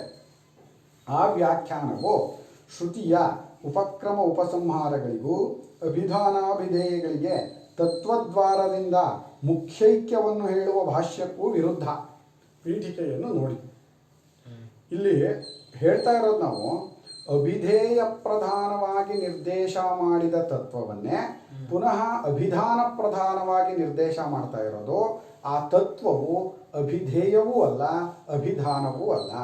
ತತ್ವ ನಮ್ಮ ಸ್ವರೂಪ ಆತ್ಮ ಅಂತ ನಾವು ಏನು ಹೇಳ್ತಾ ಇದ್ದೀವಿ, ಅದನ್ನು ನೀವು ಹೆಸರು ಅಂತಲೂ ಅನ್ಕೋಬೇಡಿ, ಒಂದು ವಸ್ತು ಅಂತಲೂ ಅನ್ಕೋಬೇಡಿ. ನನ್ನನ್ನು ನಾನು ಹೆಸರು ಅಂತ ಅನ್ಕೋತೀನೋ ವಸ್ತು ಅನ್ಕೋತೀನೋ? ನನಗಿಂತ ಬೇರೆಯಾಗಿರೋದೆಲ್ಲದಕ್ಕೂ ನಾನೊಂದು ಹೆಸರು ಕೊಡ್ತೀನಿ, ಒಂದು ವಸ್ತು ಅಂತ ಹೇಳ್ತೀನಿ. ಆದರೆ ನಾನು ಎಲ್ಲವನ್ನು ಬೆಳಗ್ತಾ ಇದ್ದೀನಲ್ಲ, ನಾನು ನಾನು ವಸ್ತುವೋ ಹೆಸರು ಅಂದ್ರೆ ಏನು ಹೇಳ್ತೀಯ? ಹೆಸರಾದೋ ಅದೇ ಆಗ್ರಿ ಹೆಸರಾಗತ್ತೆ ಅಂತಾನೆ. ವಸ್ತು ಅದು ಅದೇ ಆಗ್ರಿ ವಸ್ತು ಅಂದ್ರೆ ಇದು ಕಣ್ರಿ ಅಂತ. ಆ ಸ್ವರೂಪವನ್ನು ಯಾರು ಹೆಸರು ಅಂತಲೂ ಹೇಳೋಕ್ಕಾಗಲ್ಲ, ವಸ್ತು ಅಂತಲೂ ಹೇಳೋಕ್ಕಾಗಲ್ಲ. ಅದಾದರೆ ಅದಿದೆ. ಅದು ಇದೆ ಅನ್ನೋದು ಬಿಟ್ಟು ಇನ್ನೇನು ಹೇಳಕ್ಕೆ ಬರಲ್ಲ. ಹಾಗೆ ನಿದ್ರೆಯಲ್ಲಿ ಒಂದಾನೊಂದು ಅನುಭವ ಇದೆ, ನನಗಿಂತ ಬೇರೆಯಾಗಿ ಏನೂ ಇಲ್ಲ, ನಾನೇ ಆಗಿದ್ದೆ ಅಂತ. ಅದನ್ನು ಹೆಸರು ಅಂತಲೂ ಹೇಳಕ್ಕೆ ಬರಲ್ಲ, ವಸ್ತು ಅಂತಲೂ ಹೇಳಕ್ಕೆ ಬರಲ್ಲ. ಈಗಲೂ ಇದೆಯಲ್ಲ. ಆದ್ದರಿಂದ ಈ ಅಭಿಧಾನ ಅಭಿಧೇಯಗಳಿಗೆ ಸಾಕ್ಷಿಯಾಗಿರುವ ತತ್ವ ಅಭಿಧಾನ ಅಭಿಧೇಯ ರಹಿತವಾದದ್ದು ಅಂಥೇಳಿ ಆ ತತ್ವವನ್ನು ನಿರ್ದೇಶ ಮಾಡೋದಕ್ಕೆ ಬಂದಿರೋ ಭಾಗವೇ ಹೊರತು ಇದು ಕೂಡ ಇದೇನೋ ಉಪಾಸನೆಗೆ ಬಂದಿರೋ ಭಾಗ ಅಲ್ಲ. ಅಭಿಧೇಯ ಪ್ರಾಧಾನ್ಯೇನ ಅಲ್ಲ, ಸೋಯಂ ಆತ್ಮ, ಅದೇ ಆತ್ಮನೇ. ಅದಕ್ಕೆ ಹೇಳ್ತಾ ಇರೋದು ಸಹ ಅಯಂ ಆತ್ಮ. ಯಾವನನ್ನು ನಾನು ಹಿಂದೆ ಅಭಿಧೇಯ ಪ್ರಧಾನವಾಗಿ ನಿರ್ದೇಶ ಮಾಡಿಲ್ವೋ ಅದೇ ಆತ್ಮನೇ ಅಧ್ಯಕ್ಷರನು. ಅಕ್ಷರವನ್ನು ಅಧಿಕರಿಸಿಕೊಂಡು, ನಾಮ ಹೆಸರು ಎಂಬುದನ್ನು ಅಧಿಕರಿಸಿಕೊಂಡು ಇರುವಂಥವನು. ಓಂಕಾರವೇ ಇಲ್ಲಿ ಆ ಅಕ್ಷರವಾಗಿದೆ. ಅವನು ಅಧಿಮಾತ್ರನೂ ಹೌದು. ಅಧಿಮಾತ್ರವಾದ ಓಂಕಾರ ಅನ್ನುವಾಗ ಹೆಸರು ಅಂತ ನಿಮ್ಗೆ ಅನಿಸಿದರೆ ಅದು ಮಾತ್ರೆಗಳನ್ನು ಅಧಿಕರಿಸಿಕೊಂಡಿದೆ. ಮಾತ್ರೆಗಳು ಅಂದರೆ ಅದರಲ್ಲಿರೋ ಆ ಉ ಮ ಇದಕ್ಕೆ ಮಾತ್ರೆಗಳು ಅಂತ ಹೆಸರು. ಆಯಿತಾ? ಒಂದೊಂದು ಅಕ್ಷರಗಳಿಗೆ ನಾವು ಮಾತ್ರೆಗಳು ಅಂತೀವಿ. ಇಲ್ಲಿ ವೇದದಲ್ಲೂ ಕೂಡ 1 ಮಾತ್ರ ಕಾಲ, 2 ಮಾತ್ರ ಕಾಲ, 3 ಮಾತ್ರ ಕಾಲ ಅಂತ ಹೇಳ್ತೀವಿ. 1 ಮಾತ್ರ ಕಾಲ ಅಂದರೆ ಒಂದು ಅಕ್ಷರವನ್ನು ಹೇಳೋದು. 2 ಅಕ್ಷರವನ್ನು ಹೇಳುವಾಗ ದೀರ್ಘ ಅಂತ ಹೇಳ್ತೀವಲ್ವಾ, ಅದು 2 ಅಕ್ಷರವನ್ನು ಹೇಳುವ ಕಾಲ. ಹಾಗೆ ಅದನ್ನು ಇನ್ನೂ ದೀರ್ಘವಾಗಿ ಹೇಳಿದ್ರೆ 3-4 ಅಕ್ಷರಗಳನ್ನು ಹೇಳುವಂಥ ಕಾಲಗಳು ಅಂತ ಅರ್ಥ ಆಯ್ತಲ್ವಾ? ಆ ಉ ಅ ಇ ಉ ಅಂದರೆ ಅದು ಒಂದು ಮಾತ್ರೆ. ಈಗೆಲ್ಲ ಅಂದರೆ ಇದನ್ನ ಇಟ್ಕೊಳ್ಳದೆ ಹೇಳೋಕ್ಕಾಗಲ್ಲ. ಅದಕ್ಕೆ ಅವರು ಪಾಣಿನಿ ಮಹರ್ಷಿಗಳು ವ್ಯಾಕರಣದಲ್ಲಿ ಕೋಳಿ ಕೂಗುತ್ತಲ್ಲವ ಉಷ್ಟ ಅಲ್ಲಿ ಇದು ಅರ್ಥ ಆಗೋಯ್ತು ಏನಂದ್ರೆ ಸೂತ್ರ ಅಲ್ಲಿ ಕೋಳಿ ಒಂದು ಸಲ ಕು ಅಂದರೆ ಅದು ಒಂದು ಮಾತ್ರ ಕಾಲ ಅಂತ ಹೇಳಿದ್ದಾರೆ. ಯಾವ್ದಾದ್ರು ಒಂದು ಶಬ್ದ ಇಟ್ಕೋಬೇಕಲ್ಲ, ಯಾವುದಾದ್ರೂ ಒಂದು ಪ್ರಸಿದ್ಧವಾದ ಶಬ್ದವನ್ನು ಇಟ್ಕೊಂಡು ಇದು ಒಂದು ಮಾತ್ರೆ ಎರಡು ಮಾತ್ರೆ ಅಂತ ಹೇಳಬೇಕು. ಇಲ್ಲಾಂದ್ರೆ ಹೇಗೆ ಹೇಳೋದು? ಯಾವುದನ್ನು ಇಟ್ಕೋಬೇಡಿ ಕಣ್ರಿ, ಒಂದು ಮಾತ್ರೆ ಅಂತ ಹೇಳು ಅಂದ್ರೆ ಅರ್ಥ ಮಾಡ್ಸೋಕ್ಕಾಗಲ್ಲ. ಅರ್ಥ ಮಾಡಿಸೋದಕ್ಕೆ ಹೇಳ್ತಾ ಇರೋದು. ಅದರಿಂದ ಇಲ್ಲಿ ಹೀಗೆ ಇಟ್ಕೊಳ್ಳಿ, ಒಂದು ಅಕ್ಷರವನ್ನು ಹೇಳುವ ಕಾಲ ಆ ಅಂದ್ರೆ ದೀರ್ಘ ಆಯಿತು. ಎರಡು ಅಕ್ಷರಗಳನ್ನು ಹೇಳುವ ಕಾಲ ಆ ಅಂತ ಹೇಳಿದ್ರೆ ಎಷ್ಟು ಬೇಕೋ ಅಷ್ಟು ಅಷ್ಟೇ. ಅದಕ್ಕೆ ಅಲ್ಲಿ ನಮ್ಮ ವೇದಗಳಲ್ಲಿ 3 ಅಂತ ಬರ್ದಿರುತ್ತೆ, 4 ಅಂತ ಬರ್ದಿರುತ್ತೆ. ನೋಡಿದ್ದೀರಾ? ಅಲ್ಲಿ 3 ಅಂತ ಬರೆದ್ರೆ 3 ಮಾತ್ರ ಕಾಲ ಅದು ಅಂತ. ಅದನ್ನ ಕೆಲವರು ಎಳಿತಾರೆ ಸಂಗೀತ ಹೇಳ್ದಾಗ ಎಳ್ಬಿಡ್ತಾರೆ. ಅಷ್ಟೆಲ್ಲ ಹುಡುಗರೇ ಎಳಿತಾರೆ, ಎಳಿಬಾರ್ದು ಹಾಗೆ. ಅದು 3 ಮಾತ್ರೆಗಳನ್ನು ಹೇಳುವಷ್ಟು ಟೈಮ್ ನೀನು ತಗೋಬೇಕು ಅದಕ್ಕೆ. ಹಾಗೆ ಈ ಆತ್ಮನು ಅಧ್ಯಕ್ಷರನು ಅಂದರೆ ಈ ಆತ್ಮನನ್ನು ನೀವು ಅಕ್ಷರಗಳನ್ನು ಅಧಿಕರಿಸಿಕೊಂಡು ನೋಡಿದಾಗ ಅದೇ ಆತ್ಮನೇ ಓಂಕಾರವಾಗಿ ಅಧಿಮಾತ್ರವಾಗಿ ತೋರ್ಬರ್ತಾನೆ. ಈ ಮಾತ್ರೆಗಳು ಆ ಉ ಮ ಎಂಬುದನ್ನು ಅಧಿಕರಿಸಿಕೊಂಡಿರುವ ಓಂಕಾರ ಅಂದ್ರೂ ಆತ್ಮ ಅಂದ್ರೂ ಒಂದೇ ಅದು. ಹಾಗೆ ಇನ್ನು ಮಾತ್ರೆಗಳೇ ಪಾದಗಳು, ಪಾದಗಳೇ ಮಾತ್ರೆಗಳು. ಯಾವುದನ್ನು ನಾವು ಹಿಂದೆ ಆತ್ಮನು 4 ಪಾದಗಳುಳ್ಳವನು, ಆ ಆತ್ಮನು ವಿಶ್ವ ತೈಜಸ ಪ್ರಾಜ್ಞಾ ಎಂಬ ಕಲ್ಪಿತವಾದ 3 ಪಾದಗಳನ್ನು ಇಟ್ಕೊಂಡು 4ನೆಯಾಗಿರೋ ನಮ್ಮ ಸ್ವರೂಪವೇ ಆತ್ಮನೇ ಅಂತ ಹಿಂದೆ ಹೇಳಿದ್ವೋ, ಆ ಪಾದಗಳು ಅಂತ ವಿಶ್ವ ತೈಜಸ ಹೇಳಿದೀವಲ್ಲ, ವಿಶ್ವ ತೈಜಸ ಪ್ರಾಜ್ಞಾ, ಅವುಗಳೇ ಇಲ್ಲಿ ಮಾತ್ರೆಗಳು. ಹೆಸರು ಪ್ರಧಾನವಾಗಿ ವಿಶ್ವನನ್ನು ನೀವು ಅ ಅಂತ ಹೇಳ್ಬೋದು, ತೈಜಸನನ್ನು ಉ ಅಂತ ಹೇಳ್ಬೋದು, ಪ್ರಾಜ್ಞನನ್ನು ಮ ಅಂತ ಹೇಳ್ಬೋದು. ಅದು ಹೇಗೆ ಅಂತಲೂ ಹೇಳುತ್ತೆ. ಆಯ್ತಾ? ಪಾದಗಳೇ ಮಾತ್ರಗಳು, ಮಾತ್ರಗಳೇ ಪಾದಗಳು. ಯಾವುದು ಮಾತ್ರೆಗಳು ಇಲ್ಲಿ ಅಂದರೆ ಆ ಅಕಾರ ಉಕಾರ ಮಕಾರಗಳೇ ಇಲ್ಲಿ ಮಾತ್ರೆಗಳು. ಅದನ್ನೇ ತಿಳ್ಕೊಳ್ಳೋದಕ್ಕೆ ಇನ್ನೊಂದು ಕ್ರಮ ಅಲ್ಲ, ಹಿಂದೆನೇ ಗೊತ್ತಾಯ್ತಲ್ಲ ನಮಗೆ ಅಂಥವ್ರಿಗೆ ನಾವು ಹೇಳ್ತಾ ಇಲ್ಲ. ಯಾರು ಹಿಂದೆ ತಿಳ್ಕೊಂಬಿಟ್ಟಿದ್ದೀರೋ, ತತ್ವವನ್ನು ಅರ್ಥ ಮಾಡ್ಕೊಂಬಿಟ್ಟಿದ್ದಾರೋ ಅವ್ರಿಗೇನು ಬೇಕಾಗಿಲ್ಲ. ಯಾಕೆ ತತ್ವವನ್ನು ತಿಳ್ಕೊಳ್ಳೋದು ಪ್ರಧಾನವೇ ಹೊರತು ಎಷ್ಟು ಗ್ರಂಥ ಮುಗಿಸ್ದ ಅನ್ನೋದೇನಲ್ಲ. ಹಿಂದೆ ತಿಳ್ಕೊಂಡವರು ಅವ್ರು ಉದ್ಧಾರ ಆದರು. ಯಾರು ತಿಳ್ಕೊಂಡಿಲ್ವೋ ಅವ್ರಿಗೆ ತಾನೇ ಬೇಕಾಗಿರೋದು, ಅವ್ರಿಗೆ ಹೇಳ್ತಾ ಇದ್ದಾರೆ. ಅಭಿಧೇಯ ಪ್ರಾಧಾನ್ಯೇನ ಓಂಕಾರಃ ಚತುಷ್ಪಾತ್ ಆತ್ಮ ಇತಿ ವ್ಯಾಖ್ಯಾತಃ ಯಃ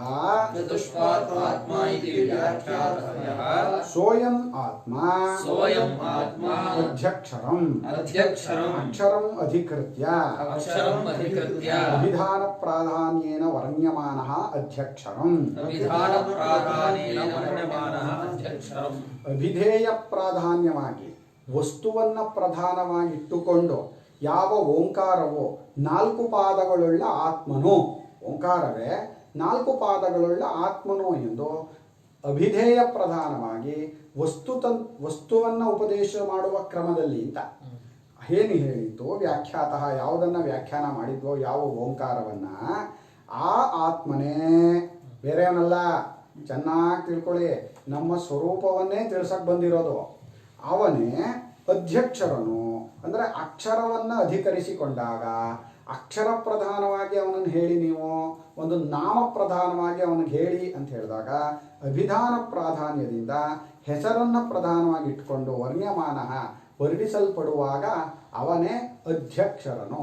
ಅಕ್ಷರವನ್ನು ಅಧಿಕರಿಸಿಕೊಂಡಿದ್ದಾನೆ, ಅಕ್ಷರದಿಂದ ತಿಳಿದು ಬರುತ್ತಾನೆ, ನಾಮದಿಂದ ತಿಳಿದು ಬರುತ್ತಾನೆ. ಈಗ ರಾಮ ಅಂತ ಒಂದು ಶಬ್ದ ಹೇಳ್ತೀನಿ, ರಾಮ ಅನ್ನೋವಾಗ ನೀವು ನಾಮ ಅಂತ ತಗೊಂಡು ಹೆಸರನ್ನು ಪ್ರಧಾನವಾಗಿ ತಗೊಂಡ್ರು ಯಾವ್ದು ತಿಳಿದು ಬರುತ್ತೋ, ರಾಮ ಅಂದಾಗ ಒಂದು ರೂಪ ಅಂತ ಹೇಳಿ ಯಾವ್ದು ತಿಳಿದು ಬರುತ್ತೋ, ಎರಡೂ ಬೇರೆ ಬೇರೆ ಏನಲ್ಲ, ಅದು ಎರಡೂ ಒಂದೇ. ಆದರೆ ಹೆಸರು ವಸ್ತು ಎರಡು ಇದೆಯೋ ಇಲ್ವೋ ಲೋಕದಲ್ಲಿ? ಇದೇ ಅನ್ಸುತ್ತೆ ನಮಗೆ, ನಮಗೆ ಅನ್ನಿಸ್ತಾ ಇದೆ. ಅದಕ್ಕೆ 2 ಪ್ರಕಾರನೂ ಅದೇ ತತ್ವವನ್ನು ಹೇಳಬೇಕು. ನಮಗಾಗ ಅನ್ನಿಸಿರ್ಲಿಲ್ಲ ಅಂತ ಇಟ್ಕೊಳ್ಳಿ, ನಾಮ ಅಂತೊಂದು ರೂಪ ಅಂತೊಂದು ಎರಡು ಇಲ್ಲವೇ ಇಲ್ಲ, ಇರೋದೇ ಒಂದು ಅಂತ ಅನ್ಸಿದ್ರೆ ಇಷ್ಟು ಹೇಳಬೇಕಾಗಿರ್ಲಿಲ್ಲ. ಆದ್ರೆ ನಮಗೆ ವಸ್ತು ಏನು ಹೇಳಿದ್ರು, ಹೆಸರೇನು ಅವನಿಗೆ ಅಂತ ಕೇಳಿದ್ರೆ ಅದೇ ಹೆಸರು ಅದೇ ವಸ್ತು ಹಾಗೆ ಅನ್ನಿಸ್ಬಿಡುತ್ತೆ. ಮನುಷ್ಯನ ಸ್ವಭಾವದಲ್ಲಿ ಅವ್ರು ಯಾರು ಅಂತ ಕೇಳ್ತಾನೆ. ಹೆಸರು ಹೇಳಿದ್ರೆ ಬರೀ ಹೆಸರು ಹೇಳಿದ್ರಲ್ರಿ ಅವ್ರು ಪೂರ್ತಿ ಹೇಳಿ ಅಂತಾನೆ. ಹೆಸರು ಹೇಳಿದ ತಕ್ಷಣ ಅವ್ರ ಪೂರ್ತಿ ನಿನಗೆ ಗೊತ್ತಾಗ್ಲಿಲ್ಲ ಅಂತ ಆದ್ರೆ ಅದನ್ನೂ ಹೇಳ್ಬೇಕಾಗತ್ತೆ. ಬರೀ ಅವ್ರು ಯಾರು ಅಂತ ಹೇಳಿದಾಗ ಅವ್ರ ಹೆಸರು ಹೇಳಿಲ್ಲ ಅಂತ ಇಟ್ಕೊಳ್ಳಿ, ಅವರು ಇಂಜಿನಿಯರು, ಅವ್ರಿಗೆ ಇಷ್ಟಪ್ಪ ಇದ್ದಾರೆ, ಎಷ್ಟು ಉದ್ದ ಇದ್ದಾರೆ, ಎಷ್ಟು ಅಗಲ ಇದ್ದಾರೆ, ಹೆಸರು ಹೇಳಿ ಸ್ವಾಮಿ ಒಂದ್ಸಲ. ಸುಮ್ಮನೆ ಅವ್ರು ಹಾಗಿದ್ದಾರೆ ಹೀಗಿದ್ದೀವಿ ಅಂತ ಹೇಳ್ಬಿಟ್ಟು ಹೆಸರೇ ಹೇಳಲಿಲ್ಲ ಅಂದ್ರೆ ಹೇಗಾಗುತ್ತೆ ಅಂದ್ರೆ ಅದನ್ನು ಹೇಳ್ಬೇಕಾಗತ್ತೆ. ಗೊತ್ತಾಗ್ಲಿಲ್ಲ ಅಂದ್ರೆ ಏನು ಮಾಡೋಕ್ಕಾಗಲ್ಲ. ಹಾಗೆ ಯಾವುದನ್ನು ನಾವು ವಸ್ತು ಪ್ರಧಾನವಾಗಿ ನಿರ್ದೇಶ ಮಾಡಿದ್ವೋ ಅದನ್ನೇ ಈಗ ನಾಮಪ್ರಧಾನವಾಗಿ ನಿರ್ದೇಶ ಮಾಡ್ತಾ ಇದೆ. ಅದಕ್ಕೇನೆ ಆ ಅಂತಿದೆಯಲ್ಲ, ಅಕಾರೋ ವೈ ವಿಷ್ಣು ಅಂತಲೂ ಹೇಳುತ್ತೆ. ವಿಷ್ಣು ವಿಶ್ವ ವ್ಯಾಪಿಸಿಕೊಂಡವನು ಅಂತ ಅಕಾರ ವ್ಯಾಪಿಸ್ಕೊಂಡಿದೆ. ಅದಕ್ಕೆ ಆ ಅಂದರೆ ವಿಷ್ಣುವಿನ ಇದನ್ನು ಹೇಳ್ತಾರೆ. ಅಂದರೆ ಹೆಸರು ಅನ್ನುವಾಗ ಆ ಅನ್ನೋದು ಒಂದು ಅಕ್ಷರ ಅಂತ ತಗೋಬಾರ್ದು ನೀವು ಅದು ಯಾವುದನ್ನ ಅಲ್ಲಿ ವಿಶ್ವ ಅಂತ ತಗೊಂಡ್ರೋ ಅದನ್ನೇ ಇಲ್ಲಿ ಅಕಾರ ಅಂತ ತಗೋಬೇಕು. ಪಾದಗಳೇ ಮಾತ್ರೆಗಳು, ಮಾತ್ರೆಗಳೇ ಪಾದಗಳು, ಭೇದ ಇಲ್ಲ. ಅದನ್ನೇ ಹೇಳ್ತಾ ಇರೋದು ಅದು. ಕಿಂ ಪುನಸ್ತ ಅಕ್ಷರಂ ಇತಿ, ಆ ಅಕ್ಷರ ಯಾವುದು? ಅಧ್ಯಕ್ಷರಂ ಅಂತ ಹೇಳಿದ್ರಲ್ಲ, ಆ ಆತ್ಮನೇ, 4 ಪಾದಗಳುಳ್ಳ ಆತ್ಮನೇ ಅಧ್ಯಕ್ಷರನು, ಅಕ್ಷರವನ್ನು ಅಧಿಕರಿಸಿಕೊಂಡಿದ್ದಾನೆ. ಅಂದ್ರೆ ಆ ಅಕ್ಷರ ಯಾವುದು ಅಂತ ಕೇಳಿದ್ರೆ ಆಹ ಓಂಕಾರ. ಅದಕ್ಕೆ ಓಂ ಎನ್ನುವುದು ಅದರ ಅಕ್ಷರವಾಗಿದೆ, ಹೆಸರಾಗಿದೆ ಅಂತ. ಇಲ್ಲಿ ನಾವು ಅಕ್ಷರ ಅನ್ನುವಾಗ ಆ ಉ ಮ ಅದನ್ನು ಅಕ್ಷರ ಅಂತ ಹೇಳ್ತೀವಿ. ಆದರೆ ಇದು 3 ಸೇರಿಸಿದ್ದು ಅಕ್ಷರ. ಆ 3 ಎಂಬುದು ಮಾತ್ರೆಗಳು ಅಂತ ಇದ್ದಾರೆ ಅಷ್ಟೇ. ಸೋಯಂ ಓಂಕಾರಃ, ಸೋಯಂ ಓಂಕಾರಃ ಪಾದಶಃ ಪ್ರವಿಭಜ್ಯಮಾನಃ, ಪಾದಶಃ ಪ್ರವಿಭಜ್ಯಮಾನಃ ಅಧಿಮಾತ್ರಂ, ಅಧಿಮಾತ್ರಂ ಮಾತ್ರಾಂ ಅಧಿಕೃತ್ಯ ವರ್ತತೆ ಇತಿ ಅಧಿಮಾತ್ರಂ, ಮಾತ್ರಾಂ ಅಧಿಕೃತ್ಯ ವರ್ತತೆ ಇತಿ ಅಧಿಮಾತ್ರಂ. ಯಾವ ಓಂಕಾರವು ಆತ್ಮನು ಬ್ರಹ್ಮವು ಅಂತ ಹೇಳಿ ಪಾದಗಳಾಗಿ ವಿಂಗಡಿಸಿದಾಗ, ಪಾದಗಳ ರೂಪದಲ್ಲಿ ಉಪಾಯ ತಾನೇದು. ವಿಶ್ವನೆಂಬತ್ತನ್ನು ಅಷ್ಟನ್ನು ಹೇಳಿ ಈ ತತ್ವವನ್ನು ತಿಳ್ಕೊಳ್ಳೋಕೆ ಉಪಾಯ ಅಂತ ಹೇಳಿದ್ರು. ಇದು ಮೊದಲನೇದು, 2ನೇ ಪಾದ, ಇದು 3ನೇ ಪಾದ ಅನ್ನೋದು ಉಪಾಯವಾಗಿ ಹೇಳಿದರು. ಈಗ ಅದೇ ಓಂಕಾರವನ್ನ ಮತ್ತೆ ಪಾದಶಃ ಅಂದ್ರೆ ತುಂಡು ತುಂಡಾಗಿ ಮಾಡಿ ಪ್ರವಿಭಜ್ಯಮಾನ ವಿಂಗಡಿಸಿದಾಗ ಮಾತ್ರೆಗಳ ರೂಪದಲ್ಲಿ, ಹೆಸರಿನ ರೂಪದಲ್ಲಿ ನಿಮಗೆ ಏನು ತೋರು ಬರುತ್ತೋ ಆಗ ಅದು ಅಧಿಮಾತ್ರವಾಗುತ್ತದೆ. ಯಾವುದೇ ಅಧಿಪಾದವೋ ಅದೇ ಅಧಿಮಾತ್ರ. ಕಥಂ ಆತ್ಮನೋ ಯೇ ಪಾದಾಃ ತೇ ಓಂಕಾರಸ್ಯ ಮಾತ್ರಾಃ.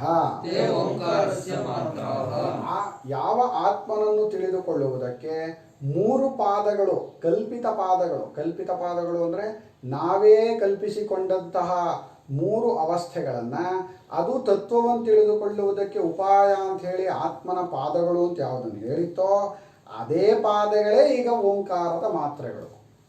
ಓಂಕಾರವೇ ಆತ್ಮ, ಆತ್ಮನದೇ ಪಾದಗಳು, ಪಾದಗಳೇ ಮಾತ್ರ. ಸ್ವಾಮಿಗಳು ಅದೇ ಹಾಡು ಮಾಡಿದ್ದಾರೆ. ರಾಮನ ನಾಮವೇ ಎಲ್ಲವಿದು, ರಾಮನ ಬಿಟ್ಟರೆ ಜಗವಿರದು, ರಾಮನಾಮಗಳ ಭೇದವನುಡುಗಿಸೆ ರಾಮ ತತ್ವವೇ ಉಳಿಯುವುದು. ರಾಮನ ನಾಮವೇ ಓಂಕಾರ, ರಾಮನೇ ಬ್ರಹ್ಮವು ಸಾಕಾರ, ರಾಮನೇ ನಾಮವು ನಾಮವೇ ರಾಮನು, ರಾಮ ತತ್ವ ವಿಗತಾಕಾರ. ರಾಮನ ತತ್ವಕ್ಕೆ ಮಾತ್ರ ಯಾವ ಆಕಾರವೂ ಇಲ್ಲ. ಆಮೇಲೆ ರಾಮನಾಮದಿ ಗಾತ್ರಗಳು, ಓಮೆಂಬುದರ ಮಾತ್ರೆಗಳು. ರಾಮನಾಮದ ಗಾತ್ರಗಳು ಅಂತ ನೀವು ಈಗ ಲಕ್ಷ್ಮಣ, ಭರತ, ಶತ್ರುಘ್ನ 3 ಜನ. ಆ 3 ಜನನೂ ಸೇರಿಸ್ಕೊಂಡಿರೋ ರಾಮ ಅವನು 4ನೇವನು. ನಿಮಗದು 3 ಅವ್ರು ಬೇರೆಯವರು ಅಂತ ಅನ್ನಿಸ್ತಾ ಇದೆ. ರಾಮ ಮಾತ್ರ ಯಾವತ್ತೂ ಅವ್ರು ಬೇರೆಯವರು ಅಂತ ನೋಡಲಿಲ್ಲ. ಅದಕ್ಕೇನೆ ವಿಷ್ಣುವಿನ ಅವತಾರ ಅಂತ ಹೇಳಿ ಆ 3 ಕೂಡ ಇವನದೇ ಅಂಗಗಳು, ಇವನ ಶಂಖಚಕ್ರಗಳು ಅಂತ ಹೇಳ್ತಾ ಇರೋದು. ಪುರಾಣ ಕಥೆಗಳು ಕೂಡ ನಮ್ಗೆ ಅದೇ ತತ್ವವನ್ನೇ ತಿಳಿಸ್ಕೊಡಕ್ಕೆ ಬರ್ತಾ ಇರೋದು. ಆ 3 ಅವನ ಪಾದಗಳು. ಈ ಲಕ್ಷ್ಮಣ, ಭರತ, ಶತ್ರುಗಳು ನೀವು ಹಿಡ್ಕೊಂಡ್ರೆ ರಾಮನೇ ತಿಳಿಸ್ಕೊಡೋದು. ರಾಮನಾಮದಿ ಗಾತ್ರ. ಇನ್ನು ರಾಮ ಅನ್ನೋದಲ್ಲಿ ಅದು ರಾ ಅನ್ನೋದು ವಿಶ್ವವನ್ನು ತಿಳಿಸುತ್ತೆ. ಅಕಾರ ಋ ಆ ಮ ಹಾಗೆ ತಗೊಂಡಾಗ ಅದು ವಿಶ್ವವನ್ನು ತಿಳಿಸುತ್ತೆ, ಅದನ್ನು ತಿಳಿಸುತ್ತೆ, ಇದನ್ನು ಹಾಗಾರೋ ತಗೊಳ್ಳಿ. ನಾವು ಇಲ್ಲಿ ಹೇಳಿದ್ವಲ್ಲ, ವಿಶ್ವ ತೈಜಸ ಪ್ರಾಜ್ಞಾ ಅಂತಲಾರೋ ತಗೊಳ್ಳಿ, ಅಥವಾ ರಾಮನಾಮದ ಗಾತ್ರಗಳು ನಮಗೆ ಅದರ ಪಾದಗಳು, ಅದು ಲಕ್ಷ್ಮಣ ಭರತ ಶತ್ರುಘ್ನ ರೂಪದಲ್ಲಿ ನೋಡಿದ್ರು ನೀವು ಅದೇ ತತ್ವವನ್ನೇ ತಿಳ್ಕೊಳ್ಳೋದು. ರಾಮನಾಮದಿ ಗಾತ್ರಗಳು ಓಂ ಎಂಬುದರ ಮಾತ್ರೆಗಳು ಅಂತಲ್ಲ, ರಾಮನಾಮದಿ ಗಾತ್ರಗಳು ಓಂ ಎಂಬುದರ ಮಾತ್ರೆಗಳು. ರಾಮತತ್ವವು ರಾಮತತ್ವ ಮಾತ್ರ ಯಾವ ಮಾತ್ರೆಗಳು ಸೇರಿಲ್ಲ, ಯಾವ ಗಾತ್ರಕ್ಕೂ ಸೇರಿಲ್ಲ, ಎಂದೇ ಮುನಿಗಳ ಸೂತ್ರಗಳು ಅಂತ ಎಷ್ಟು ಚೆನ್ನಾಗಿ ಬರೆದಿದ್ದಾರೆ ಗೊತ್ತಾ ಸ್ವಾಮಿಗಳು, ಸಚ್ಚಿದಾನಂದ ಗುರುಗಳು. ಆ ರಾಮ ಅನ್ನೋದು ಓಂ ಎಂಬುದು ಬೇರೆ ಬೇರೆನೇ ಅಲ್ಲ. ಯಾರೋ ತುಂಬ ಜನ ನಾವು ಓಂಕಾರ ಜಪ ಮಾಡ್ಬೋದಾ, ಅದು ಮಾಡ್ಬೋದಾ, ಇದು ಮಾಡ್ಬೋದಾ, ನೀನು ಯಾವ ಜಪ ಮಾಡಿದ್ರು ಅದೇ ತತ್ವ ತಿಳ್ಕೊತೀಯ ಕಣಯ್ಯ. ಜಪದಲ್ಲಿ ಅಕ್ಷರದಲ್ಲಿ ನಿನಗೆ ವಿಶೇಷತೆ, ಯಾವುದನ್ನಾದರೂ ಭಕ್ತಿಯಿಂದ ಮಾಡೋ ಅದೇ ತತ್ವಕ್ಕೆ ಹೋಗ್ತೀಯ. ಅದು ರಾಮ ಅನ್ನೋದು ಓಂ ಅನ್ನೋದು ಒಂದೇ ತೋರಿಸ್ಕೊಡ್ತಾ ಇದ್ದಾರೆ. ಕಾಸ್ತಾಹ, ಆ ಮಾತ್ರೆಗಳು ಯಾವುದು ಅಂತ ಕೇಳಿದ್ರೆ ಅಕಾರ ಉಕಾರೋ ಮಕಾರ ಇತಿ. ಆ ಓಂ ಅನ್ನೋದನ್ನ ಬಿಡಿಸಿದಾಗ ಓ ಅಂತ ಆಗ್ಬೇಕು ಅಂದ್ರೆ ಇದರಲ್ಲಿ ವ್ಯಾಕರಣದ ಪ್ರಕಾರ ಓ ಆಗ್ಬೇಕು ಅಂದ್ರೆ ಆ ಮತ್ತೆ ಊ ಸೇರ್ಬೇಕು, ಅದು ಗುಣ ಆಗುತ್ತವೆ. ಗುಣಸಂಧಿ ಅಂತ ಹೇಳ್ತೀವಿ. ಗುಣಸಂಧಿಯಲ್ಲಿ ಅಕಾರದ ಮುಂದೆ ಇಕಾರ ಇದ್ದು ಏಕಾರ ಆದರೆ ಗುಣಸಂಧಿ, ಅಕಾರದ ಮುಂದೆ ಉಕಾರ ಇದ್ದು ಓಕಾರ ಅಂದರೆ ಗುಣಸಂಧಿ. ಓ ಆಗಬೇಕು ಅಂದರೆ ಏನು ಸೇರಬೇಕು? ಆ ಊ ಸೇರಬೇಕು. ಅನ್ನೋದು ಮ್, ಆ ಮ್ ಸೇರಿದೆ. ಆ ಮೂರೇ ಮಾತ್ರೆಗಳು. ಈ ಓಂ ಅನ್ನೋದನ್ನು ಬಿಡಿಸಿದ್ರೆ ಆ ಉ ಮ ಸಿಗುತ್ತೆ. ಆ ಉ ಮ ಅಂದರೆ ಏನು ಅಂದರೆ ವಿಶ್ವ ತೇಜಸ ಪ್ರಾಜ್ಞರಾಗಿದೆ, ಅಂದರೆ ಪರಮಾರ್ಥ ತತ್ವವೇ ಆಗಿದೆ. ನಾವು ಈಗಲೂ ಪರಮಾರ್ಥ ತತ್ವವೇ ಆಗಿದ್ದೀವಿ. ಹರಿ ಓಂ ಅರ್ಪಣಮಸ್ತು.